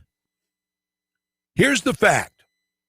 She is referring to something that happened more than 2 years ago in January of 2019. Greene liked a comment that said a bullet to the head would be quicker to remove House Speaker Nancy Pelosi. This was over 2 years ago, and she merely liked the post. I don't know what platform. I don't know that it matters. Was it an accidental Who knows? Who knows? Was she mad at somebody and just said, "Yeah, I'm going to like that"? She liked a comment.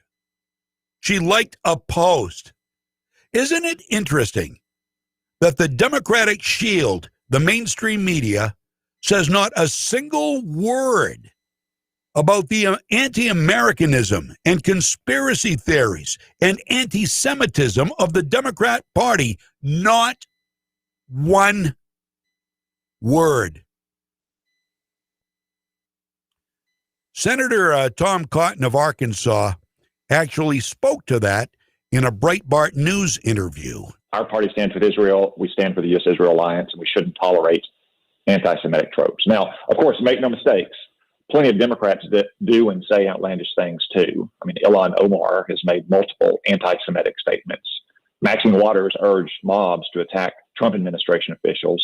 Eric Swalwell cavorted with a Chinese spy. Chuck Schumer threatened 2 Supreme Court justices if they didn't rule the way he wanted. Right. I don't see MSNBC and CNN and the liberal media calling them out for it. Nope. But just because Democrats and the media accept that, it doesn't mean we should. We want to win elections, Alex. We see the consequences right now of losing elections in the Senate when Chuck Schumer is jamming through a $2 trillion giveaway to liberal special interests. And the next up is amnesty. As you mentioned, the DREAM Act is coming down the road. The way to stop this woke Democratic agenda is to win elections, and we will win elections with strong, credible conservatives who stand up for America. Well said, Tom Cotton. Now, also on MSDNC, Ari Melber got man-child David Hogg on his show, the founder of March for Our Lives, a gun control group. And he has his own feelings about the Marjorie Taylor Greene situation. Of course,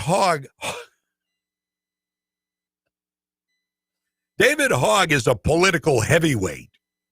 So we got to have him on MSNBC, right? So what does he think? Do you care? Really? Listen, David Hogg. It's important that there's accountability here. I understand that there's criticism, for example, where Republicans say this is a slippery slope, that they would possibly do the same in the future when they have a majority. But I'll tell you what the real slippery slope is here, in my opinion, is a sitting congresswoman who has repeatedly violated federal law, mind you, by threatening to assassinate the Speaker of the House. What an idiot. She did not threaten to assassinate the Speaker of the House. David Hogg, political heavyweight. She liked a comment on social media more than 2 years ago. She did not threaten to assassinate Nancy Pelosi. You mook, you. But David Hogg wants you to know this is a very serious matter. It's not like there's no precedent for this. Elected officials there is a history of elected officials shooting and killing other elected officials throughout U.S. history. This is a very serious matter. This is not just like they had some opinion that we didn't agree with. This is about literally the safety of our democracy and of the people that work within it. And I'm glad that there's some form of accountability here, although I would prefer that they resign. And we're actually working on that right now. And if people would like to help support our petition, that's gotten over 250,000 signatures for that, they can text resign. Nope, not even going to air the number. If you want to text resign to this little brat's request, you'll have to find it yourself. And yes, of course, he did manage to get his over-the-top gun control message in there.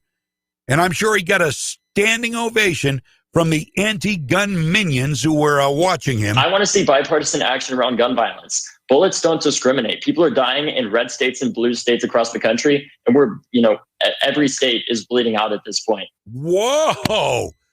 Every state is bleeding out. David, write it down. Quote of the year.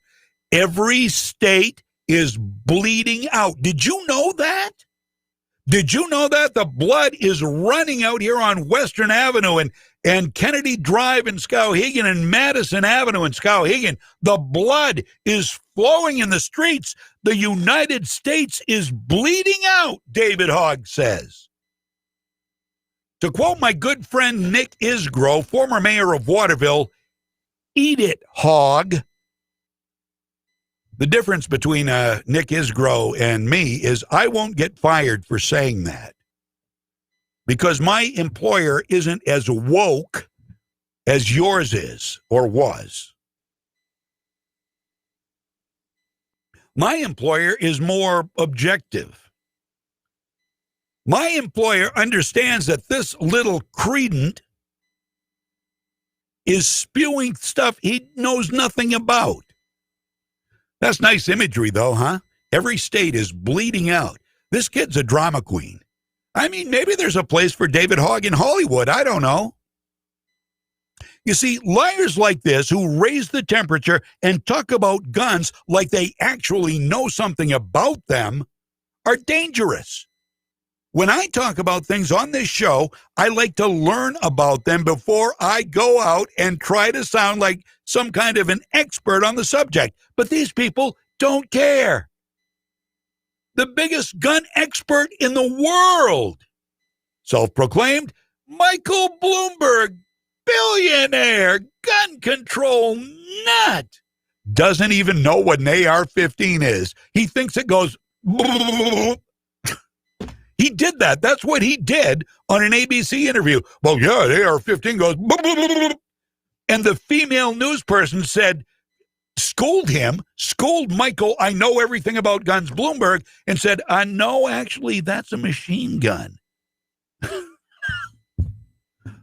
They are such children. They are so immature. They know nothing. Now, I will say, I've got some liberal, I would go so far as to say leftist friends who have approached me and said, I would like to learn more about guns. Hallelujah. Well, see, now, there you go. We need more of that and less of David Hogg and Michael Bloomberg and Shannon Watts. Moms demand action. Shannon Watts. Shannon, good guys with guns don't kill bad guys with guns, Watts. All right, let me see. Cotton did certify the fraud. Yes, he did. Amy, I agree. It's a love-hate thing with a lot of these people. A lot of these people who you admire, right up until a point, yeah, Tom Cotton voted to certify the election. But you got to admit, I mean, what he says, again, redemption, right? Redemption. I mean, what he said about Ilhan Omar and the other mooks in Congress is absolutely right.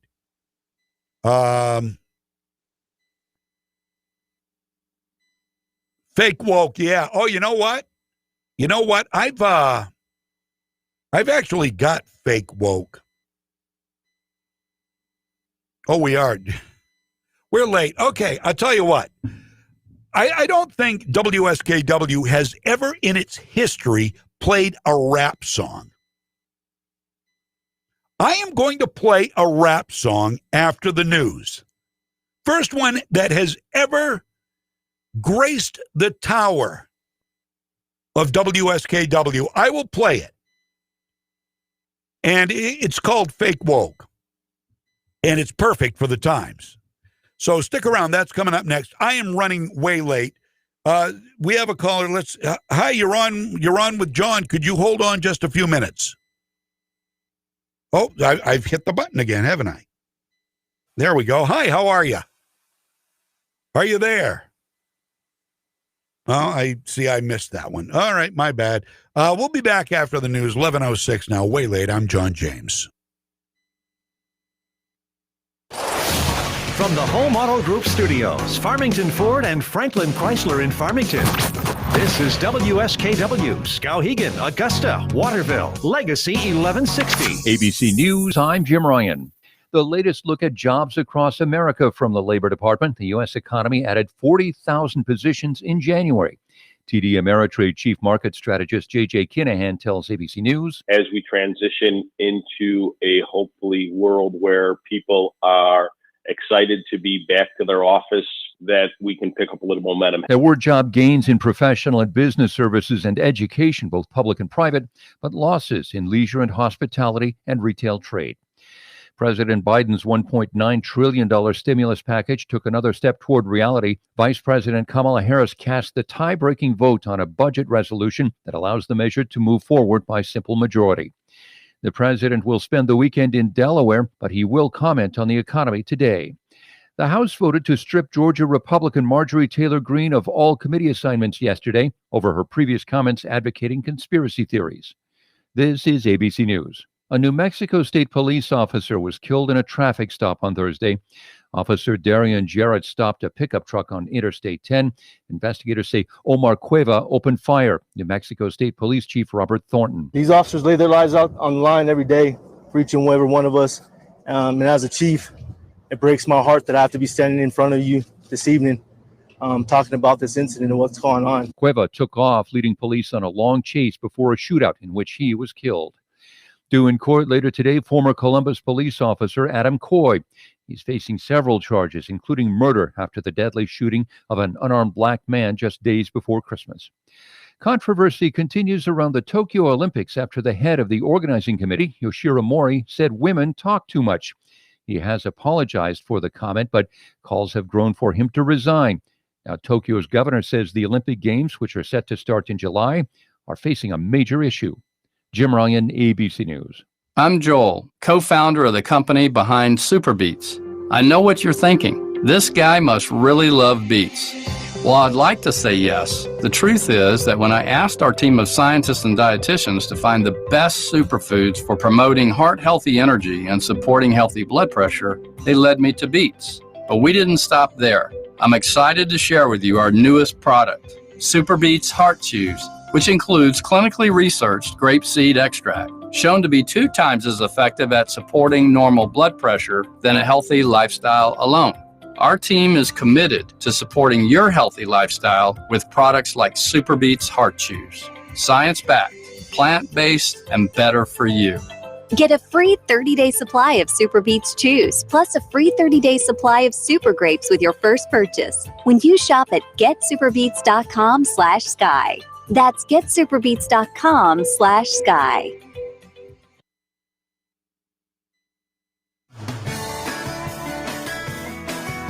Good morning. Welcome back. 11:10 here on Legacy 1160 WSKW.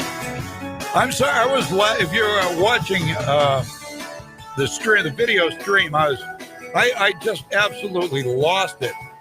That news story. The Tokyo Olympics chief is in hot water. He said he's an older guy. He's like an old guy. He said women talk too much. All right, that shows you the difference between cultures. A man in America would not dare to say that. I mean, how stupid was that? Women talk too much. And I think he was talking about women at meetings. Good grief. What is wrong? What's the matter for you there, huh?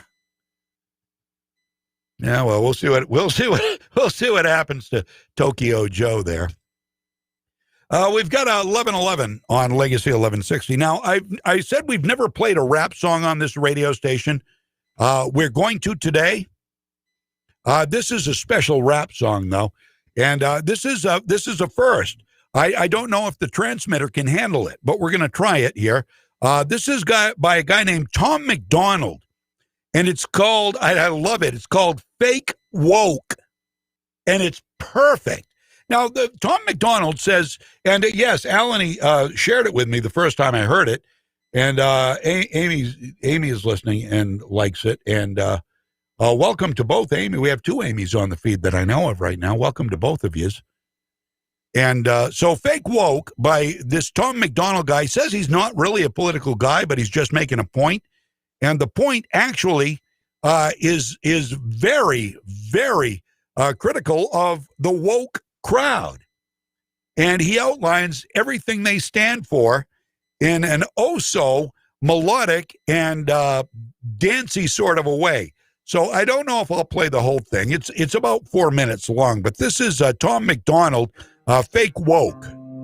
I think it's crazy I'm the one who they labeled as controversial, and Cardi B is the role model for 12-year-old girls. There's rappers pushing Xanax at the top of the billboard, but if I mention race in a song, I'm scared I'll get killed for it. It's backwards, it's getting exponentially dumb. It's more difficult to get a job than purchase a gun. Eminem used to gay bash and murder his mom, and now he doesn't want fans if they voted for Trump. We're ashamed to be American. You should probably love it, cause you have the right to hate it and not get stoned to death in public. As children we were taught how to walk and talk, but the system wants adults to sit down and shut up. Cancel culture runs the world now, the planet went crazy. Label everything we say as homophobic or racist. If you're white, then you're privileged, guilty by association. All our childhood heroes got Me Too'd or they're rapists. They never freed the slaves. They realized that they don't need to change. They gave us tiny screens, we think we free because we can't see the cage. They knew that race war would be the game they need to play. For people to big teams, they use the media to feed the flame. They so fake woke. Facts don't care about feelings. They know they so, tell me what to believe in. They so fake, won't say more, safe zones. They so fake mode. Facts don't care about your feelings. It's crazy how these people screaming facts, but they fake woke. Hate their neighbor cause he wears a mask or he stays home. Has a daughter, but his favorite artist said he slays hoes. Picks her up from school, music slaps on the way home. Censorship's an issue cause they choose what they erase. There's a difference between hate speech and speech that you hate. I think Black Lives Matter was the stupidest name when the system's screwing everyone exactly the same. I just want to spend Thanksgiving Day with food and my family without being accused of celebrating native casualties. We got so divided, it's black and white and political. Republicans are bigots, libtards if you're liberal. There's riots in our streets and it's just getting worse. Y'all screaming deep on the police, y'all are genius for sure. They're underfunded already, they're way too busy to work. Order food and call the cops, see what reaches you first. Segregation ended, that's a lie in itself. That was a strategy to make us think they were trying to help. They knew that racism was hot if they designed it to sell. We buy up every single box and divide us ourselves.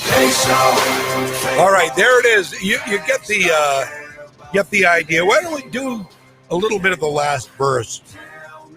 The chorus is okay, but it's the verses that are the best.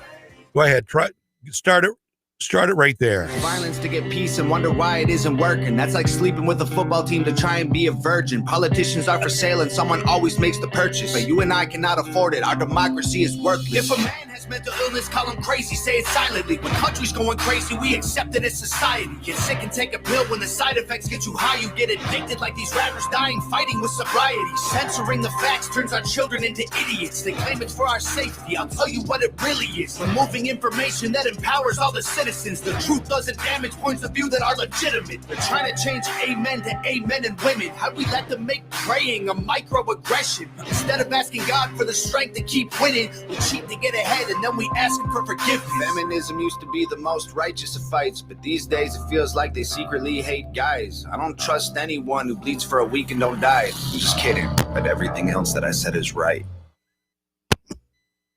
Oh man, that is so good. That is so good. I mean, everything in there, you find it on YouTube. Fake Woke is the name of the song. And it's Tom McDonald is the guy that does it. And it's absolutely, I don't trust anyone who bleeds for a week and don't die. Just kidding. That's great. That's very, very creative. That's one of those instances where a long song, it's sort of a parody song, but it's not. A long song like that is very listenable because every verse actually says something new. I could do without the chorus, but that's just part of a song. 11:16 now on Legacy 1160 WSKW. And more voter fraud may be coming out. Listen to this. I found this morning. There's a picture, Gateway Pundit. There is a picture of a van in Detroit with a caption alluding to video proof of voter fraud. The caption reads, "This is the site where Detroit city officials put cardboard over the windows to prevent the GOP observers from seeing in, where poll workers were militantly hostile to GOP observers, and where hundreds of affidavits by election observers claimed they witnessed voter fraud. And after our initial review of the TCF security video, we can assure you we have evidence of illicit and likely criminal activity, and we have it on video. We hope to release our first report of many on Friday." Gateway Pundit. I will share those as they come in, as I find them at legacy1160.com/FPR, as in Freedom's Pep Rally. You can go there for a lot of the news we talk about and some we don't. Anytime, there are links to all these stories. Legacy1160.com/FPR, as in Freedom's Pep Rally. 11:18. So Ilhan Omar is not happy with Marjorie Taylor Greene simply losing. Now, how ironic is this? How freaking ironic is this? Ilhan Omar is not happy with Marjorie Taylor Greene losing her committee assignments. She wants Marjorie Taylor Greene removed from Congress, despite the fact that voters in Georgia voted for her because they wanted her. But Ilhan doesn't care. Ilhan hates America. Ilhan may not even be a citizen. Ilhan married her brother. Ilhan called the Minneapolis police a cancer. Ilhan said some people did something. Ilhan Omar wants Marjorie removed. Marjorie Taylor Greene should be out of Congress. In fact, Ilhan Omar, the brother-marrying criminal from Minnesota, says if the Republicans won't remove her, then it's up to who else? It's up to the Democrats. This person is dangerous and violent. She's not only posed what many of us would consider a threat against myself and many of my colleagues, but she's harassed people who have survived violence, children who've survived violence, and has lied about the deaths of so many children, and is re-victimizing their families.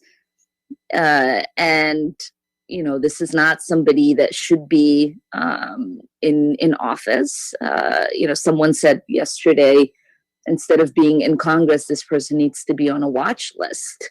The Republican Party and its leadership, it's not going to do the work of removing her from Congress, we must do it. Oh, we must do it. Oh, she should be on a watch list, says Ilhan. The police are a cancer. Omar.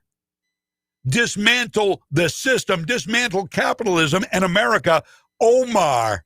She shouldn't even be allowed to be in Congress because she doesn't believe in the Constitution. She has no idea what the Constitution says. I guarantee her, if you pick one of the 10 amendments, pick number 6.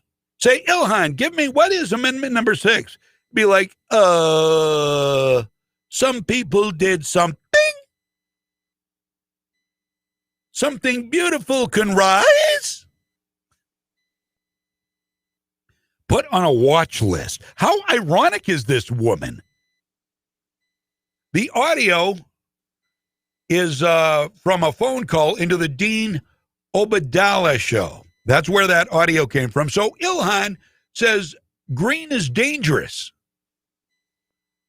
I think maybe Ilhan should do some introspection. But we need to completely dismantle the Minneapolis Police Department. The Minneapolis Police Department is rotten. And so when we dismantle it, we get rid of that cancer and we allow for something beautiful to rise. CARE was founded after 9/11 because they recognized that some people did something.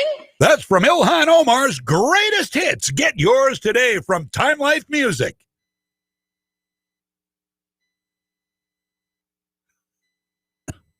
Put on a watch list.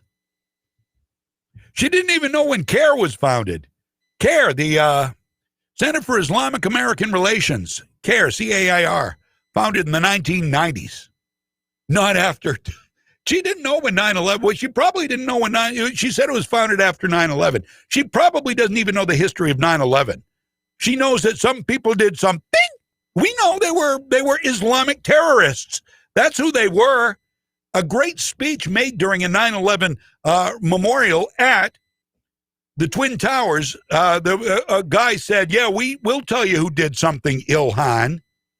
I love that speech. I remember it well. We played it, I think, on the anniversary of 9/11. But she probably doesn't even know it happened in 2001. She probably knows when CARE was founded back in the 90s, but she probably thinks that's when 9/11 happened. She is a mook. They're mooks.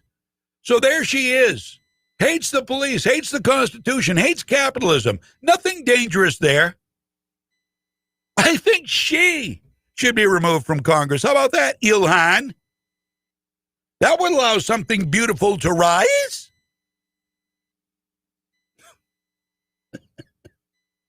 Yes, I'm making fun of her vocal attributes because I can. I'm on the radio. That gives me license. I cannot be arrested for hate speech, unlike you. Unlike you. Say nothing negative about Ilhan or they will come looking for you. You know, they probably hear these broadcasts. They probably go through, because Facebook has said they're going to get rid of political speech on their platform, or they're going to eliminate more of it. So they're probably looking for stuff like this. And they probably will use in the future when the socialists, when they think the socialist communists will take over, and we will be tried for these current sins that we are. So actually, I'm in a worse position than you are, because right now in your home, you can say whatever you want, whatever hate speech you want to say, and nobody's presumably bothering you. If you've got a cell phone, though, all bets are off, because Google is collecting all the stuff you're saying in your house. So be careful. Be very careful. Jonathan Turley, the liberal George Washington University professor, says that before you know it, and this guy is a constitutional scholar, and this guy is a professor. He's also a liberal, but he is worried that freedom of speech is going to be illegal in your own house as it regards hate speech. Because if what you say is regarded as hate speech, even if it's in your house, if the speech cops find out, you could literally be convicted of a crime. He thinks that's where we're headed. Jonathan Turley, this is not a dumb guy. Look it up. It's already happening in the West. Not in the Western United States, but it's already happening in this part of the world. Hate speech at home is illegal. You will have no place that is your fortress once they are done. I trust nobody. Think about it, your phone. Think about it. I mean, how many times have you simply been talking about, oh, I'd like to get this. I'd like to have this. Oh, let's go look at Bose stereos. I want one. I'd love to have a Bose, one of those Bose music systems. But it's funny how you start talking about things you'd like to have, and all of a sudden it shows up in your social media feed. Whoa. Did I look for that on the internet? Because if you look at something, even on another platform, Facebook figures it out. There's a way to turn that off, supposedly, but supposedly not too. Supposedly, and you've probably seen the posts on this, you want to go into the settings and blah, blah, blah, and I did that. I went back and I turned it off so they don't monitor off Facebook activity. But allegedly, they still monitor off Facebook activity. You just think they don't. So if you've got electronics, all bets are off. You are being monitored by somebody. You've got a microphone. You're online. Sorry. You're being monitored. We're all being monitored. I'm being monitored right now. See, I keep my phone in the studio with me. Can you imagine the treasure trove of stuff that they have that they can convict me on just from doing this show? They've got many. I've had this phone for years. They've got thousands of hours of me being a nincompoop on Top 40 radio, being a loudmouth on talk radio.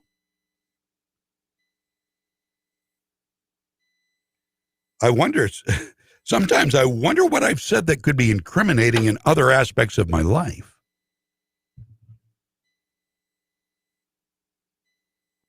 Sorry, I just went away there for a minute. I was just trying to think. It's 11:28 right now. One of the things that's going to be coming up is $15 an hour. You know this. You know this is coming. We've got the coronavirus going on. We've got people unemployed. We have businesses hardly making ends meet. Some can't make ends meet. They have to close. And now if they want anybody to work for them, they're going to be forced to pay $15 an hour across the country, a minimum of $15 an hour. Main companies have gone out of business because they couldn't afford the increase to $12 an hour in some places. So they've had to cut staff. They've had to close. More had to close with the coronavirus. Large corporations have lobbied for $15 an hour federal minimum wage for years. Why? Because they can afford it. And it'll put out some of those annoying small mom and pop businesses that take business away from them. That's it. There you go.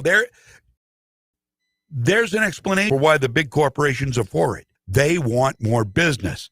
Mom and pop's out of the way, they get more. Did you know that? Had you thought of that?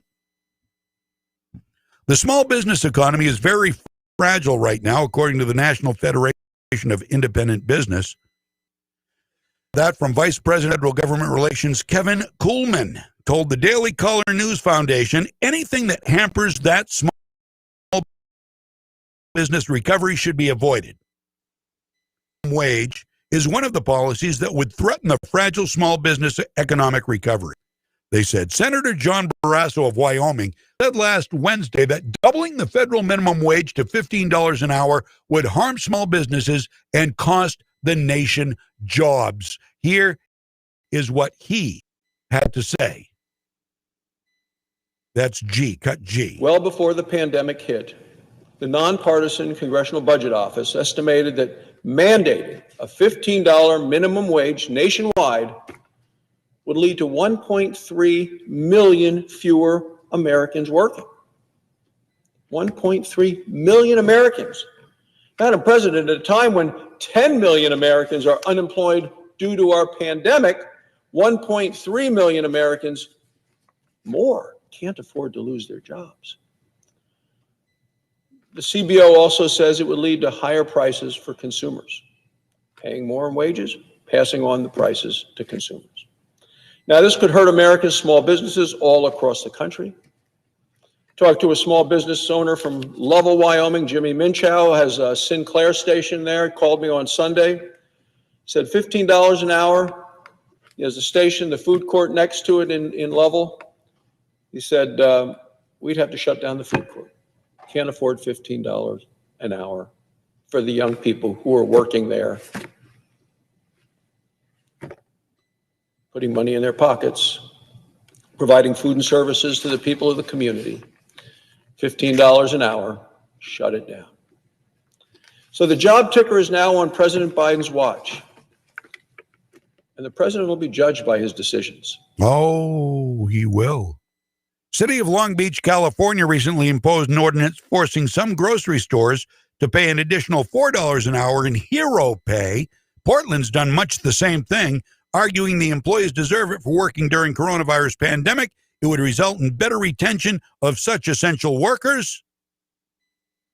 Except 4 of these stores, which are in the Kroger chain, went out of business because they couldn't afford it. So instead of making whatever they were making per hour, they are now making nothing. Joe Biden and Alex Whitlis on MSDNC want the $15 an hour because they are not economists. They are only virtue signalers. So sleepy, half unconscious Joe Biden recently speaking about his plan to raise the minimum wage to at least $15 an hour plus make childcare affordable. Free? How do you make small businesses who can't afford to pay $15 an hour pay $15 an hour? And how do you make childcare affordable or free? Force childcare businesses to charge less? Or is the magical money machine of government going to pay to subsidize it? If that's the case, Makes me wonder how far this magic money machine can be stretched. In other words, how many of the have-nots are the haves going to need to pay for before the mission is complete? That mission to install a permanent ruling class in America so the rest of us can take our place as their servants. It's not going to take long the way Joe is going in this first 2 weeks. Listen to him make it sound like all this extra money, all of this magic money is nothing to worry about. Our recovery plan also calls for an increase in the minimum wage at least $15 an hour. At least. No one in America should work 40 hours a week, making below the poverty line. $15 gets people above the poverty line. We have so many millions of people working 40 hours a week, working, and some with 2 jobs, and they're still below the poverty line. Our plan includes access to affordable childcare. That's going to enable parents, particularly women, to get back to work. Millions who are not working now because they don't have that care. All told, the American Rescue Plan would lift 12 million Americans out of poverty and cut child poverty in half. That's 5 million children lifted out of poverty. Our plan will reduce poverty in the Black community by 1/3, reduce poverty in the Hispanic community by almost 40%. I look forward to working with members of Congress of both parties to move quickly to get this American Rescue Plan to the American people. Well, before the China virus came in, Donald Trump was doing pretty good with reducing poverty, I think. I think a lot of your urban areas will tell you that. I think a lot of your Black and brown Americans will tell you that. Joe, on a recent Weekends with Alex Witless, MSNBC host Alex Wick tag-teamed with a new school professor of economics and urban policy and Inside Institute on Race and Political Economy director Derek Hamilton to eagerly promote $15 an hour. While discussing Biden's proposal to increase the minimum wage, Witt cited a quote from a Congressional Budget Office study that insisted an increased minimum wage could lift more than 1.3 million workers out of poverty. But unsurprisingly, Witt got her facts wrong and misled viewers by omitting how the same study predicted an increase would cost 1.3 million jobs. So 1.3 million workers out of poverty, 1.3 million people who had a job without jobs. Nonetheless, Hamilton didn't correct the record, instead pronounced that business will adjust. Of course, money grows on trees for business. Listen to Dumb and Dumber as they talked on MSNBC. Overall, what do you think about Biden's stimulus plan? Do you think it's a step in the right direction? Certainly a step in the right direction. And when he delivered it, it was important that he even used terms like moving towards a moral economy, recognizing that we need to build it in a way that promotes shared prosperity. So what about the nonpartisan Congressional Budget Office, which says that raising the minimum wage, Derek, could lift more than 1.3 million workers out of poverty? And then on Twitter, I know you said a $15 an hour minimum wage via budget reconciliation should be a no-brainer. And it would cost 1.3 million jobs too, Alex, you witless. What do you say to critics who think and say, oh, no, businesses can't afford to pay that much? Well, businesses will adjust. And, we also have another mechanism of employing individuals, and that's the federal government. And in fact, we need to be thinking about industrial policy that centers workers as we promote a care economy or make our infrastructure more resilient to a pandemic. Oh, 1.3 million Americans out of poverty, but Alex Witless did not mention, because she's on MSDNC, pushing for Joe Biden and the Democrats, because that's what Chuck Todd and those guys do. She doesn't mention the 1.3, conversely, the 1.3 million jobs that'll be lost. It makes my head hurt. So, how are businesses going to adjust if they can't afford it? Well, we'll raise prices. Okay, I see. So McDonald's dollar menu will now become the $3 and $4 menu for a burger and fries, right? No. Wait a minute. Sorry. No, they will just computerize the whole place like they're already doing. Which, by the way, is very convenient. I don't know if you've used their touch screens. A little unsanitary, you would think, but they keep them clean. They've got a screen washer. So instead of being a hamburger cooker, they'll everything. You don't think they can go robotic with everything? We do have the technology. Businesses do want to make money. You go ahead. You keep raising the minimum wage. Keep raising that minimum wage. School kids will have no summer jobs. That means crime is going to be way up. Think about the cause and effect, my friend. Cause and effect. So now you had all these kids working jobs at McDonald's, working jobs at hardware stores, at grocery stores. You know, they're bagging groceries. They're mopping floors. I mean, as a kid, I would will kids even do that now? Or is that below them? This is the problem. You deserve so much more. Mopping floors at 16 years old? Well, you should be a teller. You should be the vice president of a bank. I mean, what do the kids think? Oh, I'm not going to work for $10. In Maine, $12. I'm not working for $12 an hour. I can go out and destroy mailboxes and get more money robbing houses.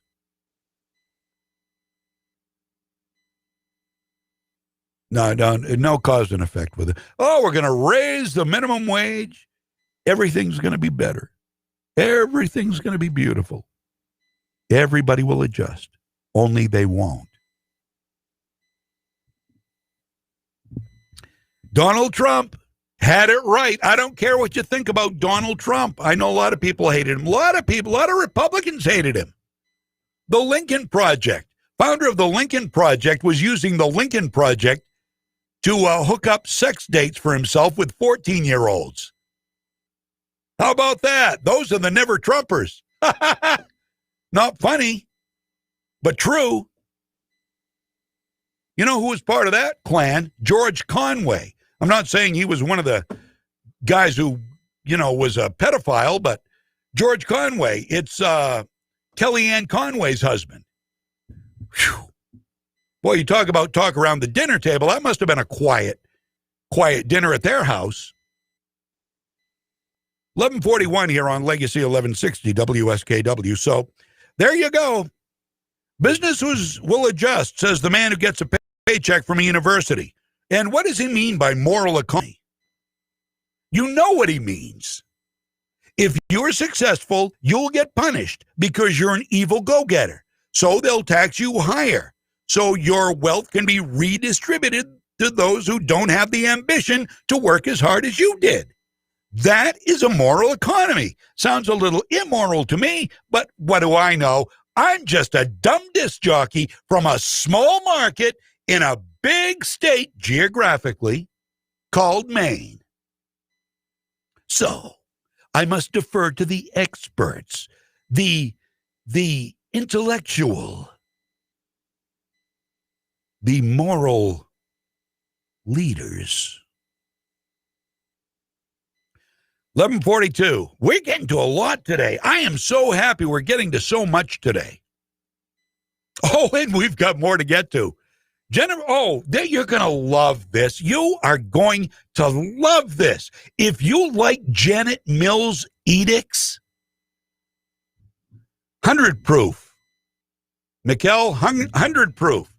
Asking me what's in the bottle there. Nancy Pelosi or me, the rot gut?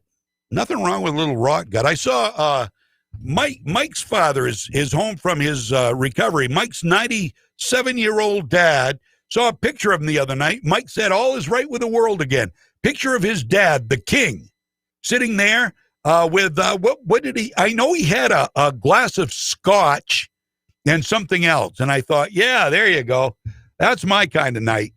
sitting by the TV watching the Netflix, having a glass of scotch or bourbon.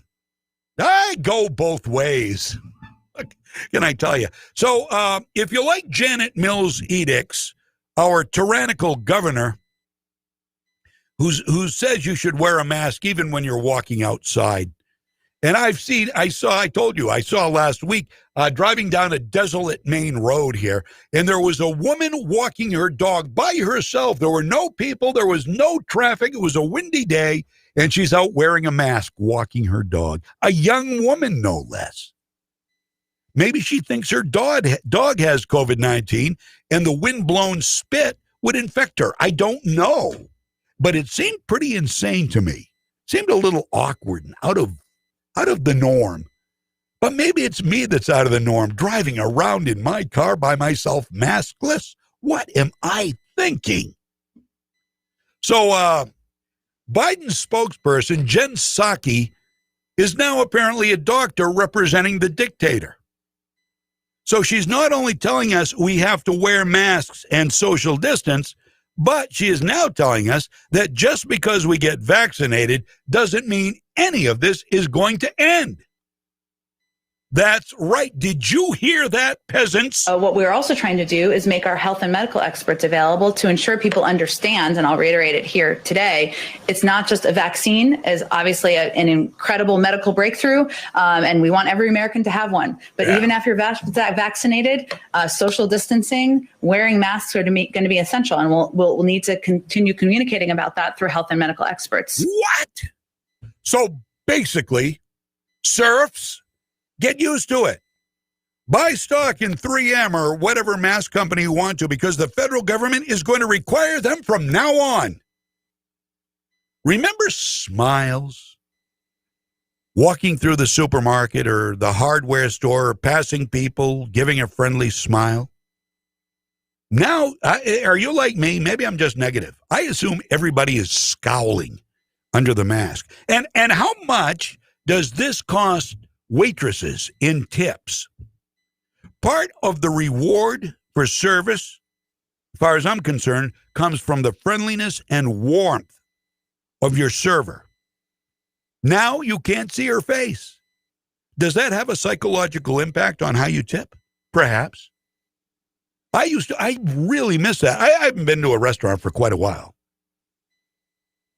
And the last time I went, I don't remember a whole lot about it, but that's another story. I remember bumping into my friend Ryan and talking to a masked waitress about her pregnancy. It was Rollies in Belfast, and that was New Year's Eve, if that tells you anything. But I miss the smiles, the looks on people's faces. And now Jen Psaki is telling us, well, get used to it. Hell, you got the vaccine, you have the vaccine, but you still got to wear the mask and social distance. Sorry. First 100 days. I'm anxious to see how much longer that goes. Are you ready for a gunfight? We're going through the stuff here pretty quick. Stay with me. Are you ready for a gunfight? Now, I don't mean a duel. I don't mean you and me, pow, pow, pow. No, it's coming. Two key nominees. The reason we aren't talking gun control big time right now, Sheila Jackson Lee's Second Amendment annihilating edict. So bill that could become law that would ruin the Second Amendment. It would start a civil war. It would. If that bill passed into law, there would be civil war to some extent. I guarantee it. Because you know what?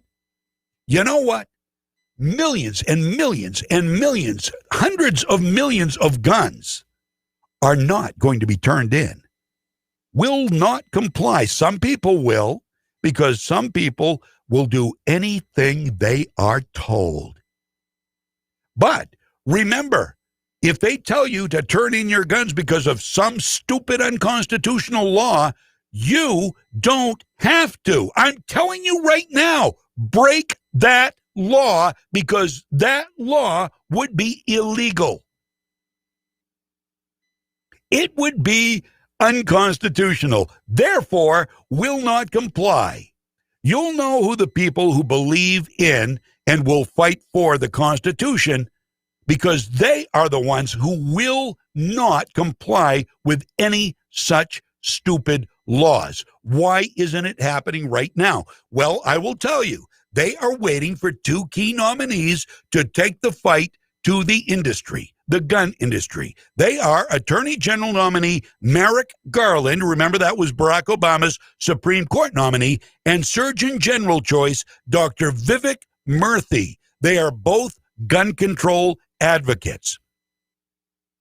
So gun lobbyists, according to the Washington Examiner, told us that they've been working overtime to fight the picks, but it's an uphill battle. A webpage urging members of Gun Owners of America shut down when too many supporters went on it to sign a letter to senators urging them to defeat the nominees. The site was shut down. Gun control fans, however, are eager for Murthy, founder of Doctors for America and former Surgeon General, to use the potential platform of his Surgeon General status to call for gun control and push for creation of a national bureau for gun safety that would not only boost taxes on guns and ammo, but would push smart safety technology and require gun checks and proof of gun safes.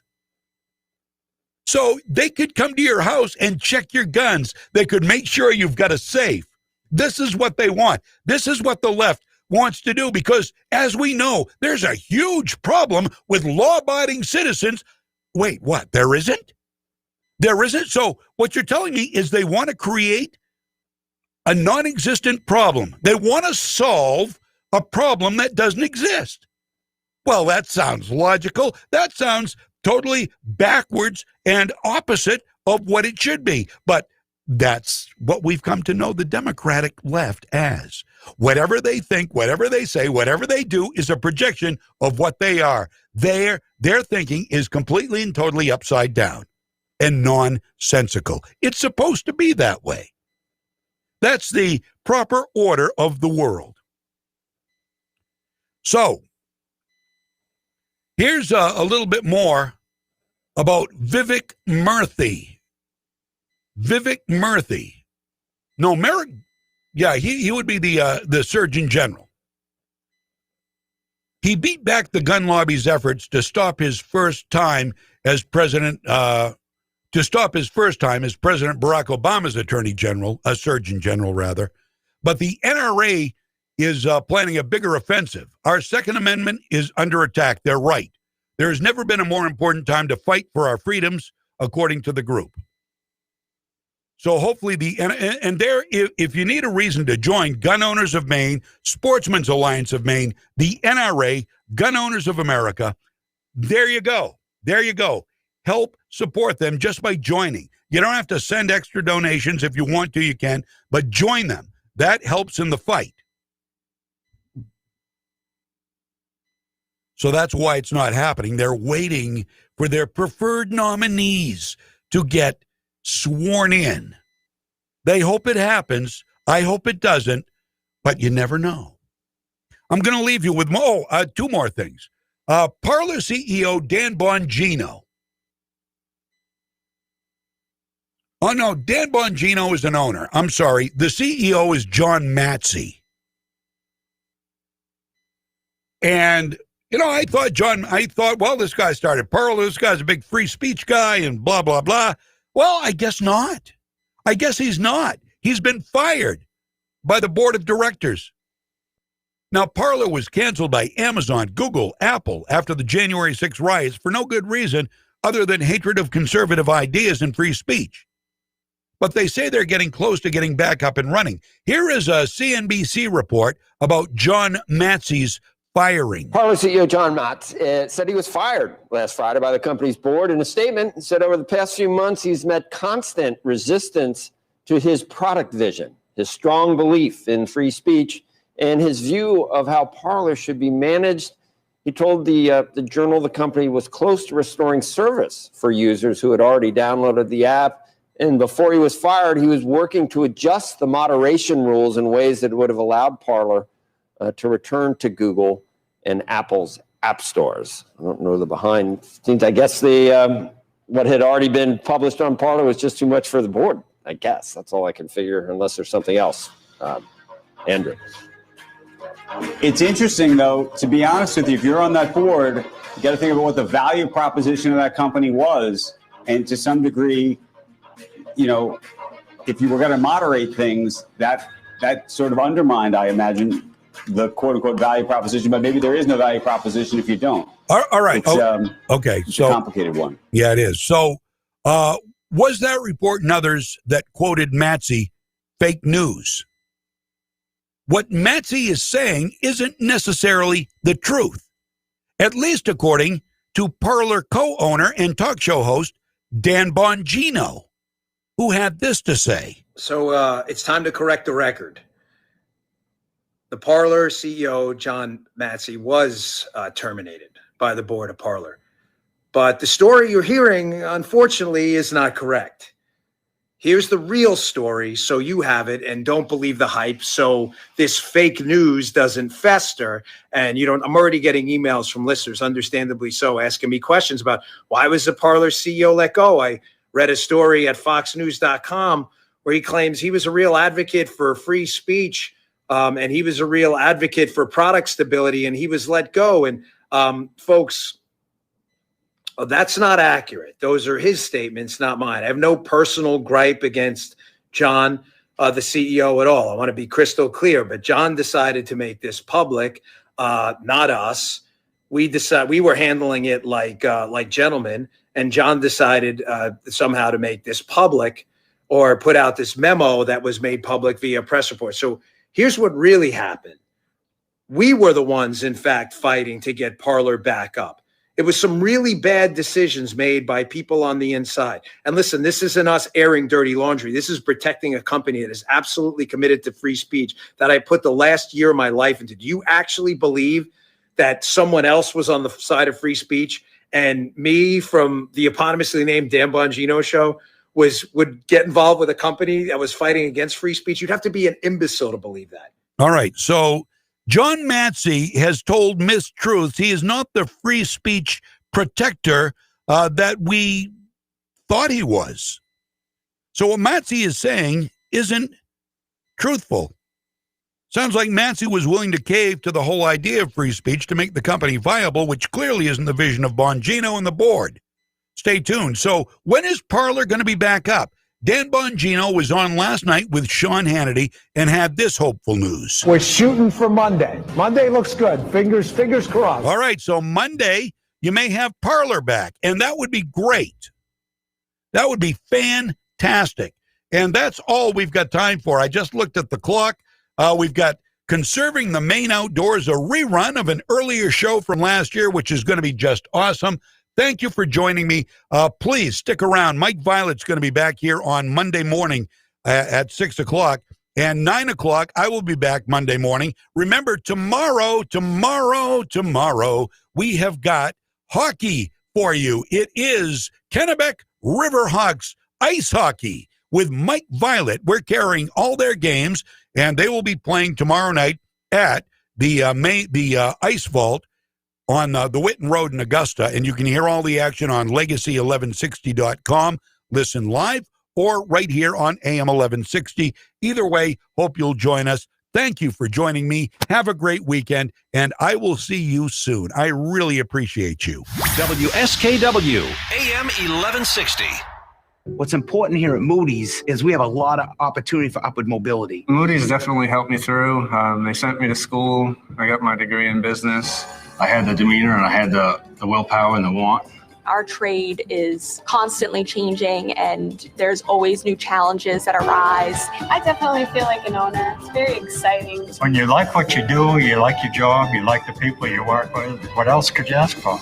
Bring your skills to Moody's and build a long-term future. with us. Your sweetheart definitely wants something for their sweet tooth this Valentine's Day, so visit Incense and Peppermints for their favorite treats and candies and share the love. Looking for a gift that shows off your romantic side? Get your order in today for indulgent chocolate-covered strawberries or solid chocolate roses. If they have sentimental favorites, Incense and Peppermints has nostalgic candies including Clark Bars, Fifth Avenue's Chunkies, and fruit-striped gum. There's no doubt your Valentine's Day will be so much sweeter if you visit Incense and Peppermints, 48 Main Street in downtown Waterville. I'm Hunter, and I am Sam. The Sportsman's Alliance of Maine is a champion of our rights to fully enjoy Maine as we like. Support the preservation of our proud outdoor heritage by becoming a member at sportsmansallianceofmaine.org today. Imagine yourself surrounded by the comfort and warmth of a Regency gas fireplace or stove. One thing you don't have to imagine is how easy it can be done when you have it installed by the fireplace experts from Somerset Stone & Stove. There's no better time to have that Regency fireplace installed. And if you need it, Somerset Stone also offers professional delivery and finance options on all Regency stoves. Somerset Stone & Stove, 1078 Kennedy Memorial Drive in Oakland, online at somersetstoneandstove.com. Hi, this is Teresa Smith, Director of Advising at Kennebec Valley Community College. On behalf of everyone at KVCC, I'd like to wish you all a safe, happy, and healthy new year. And speaking of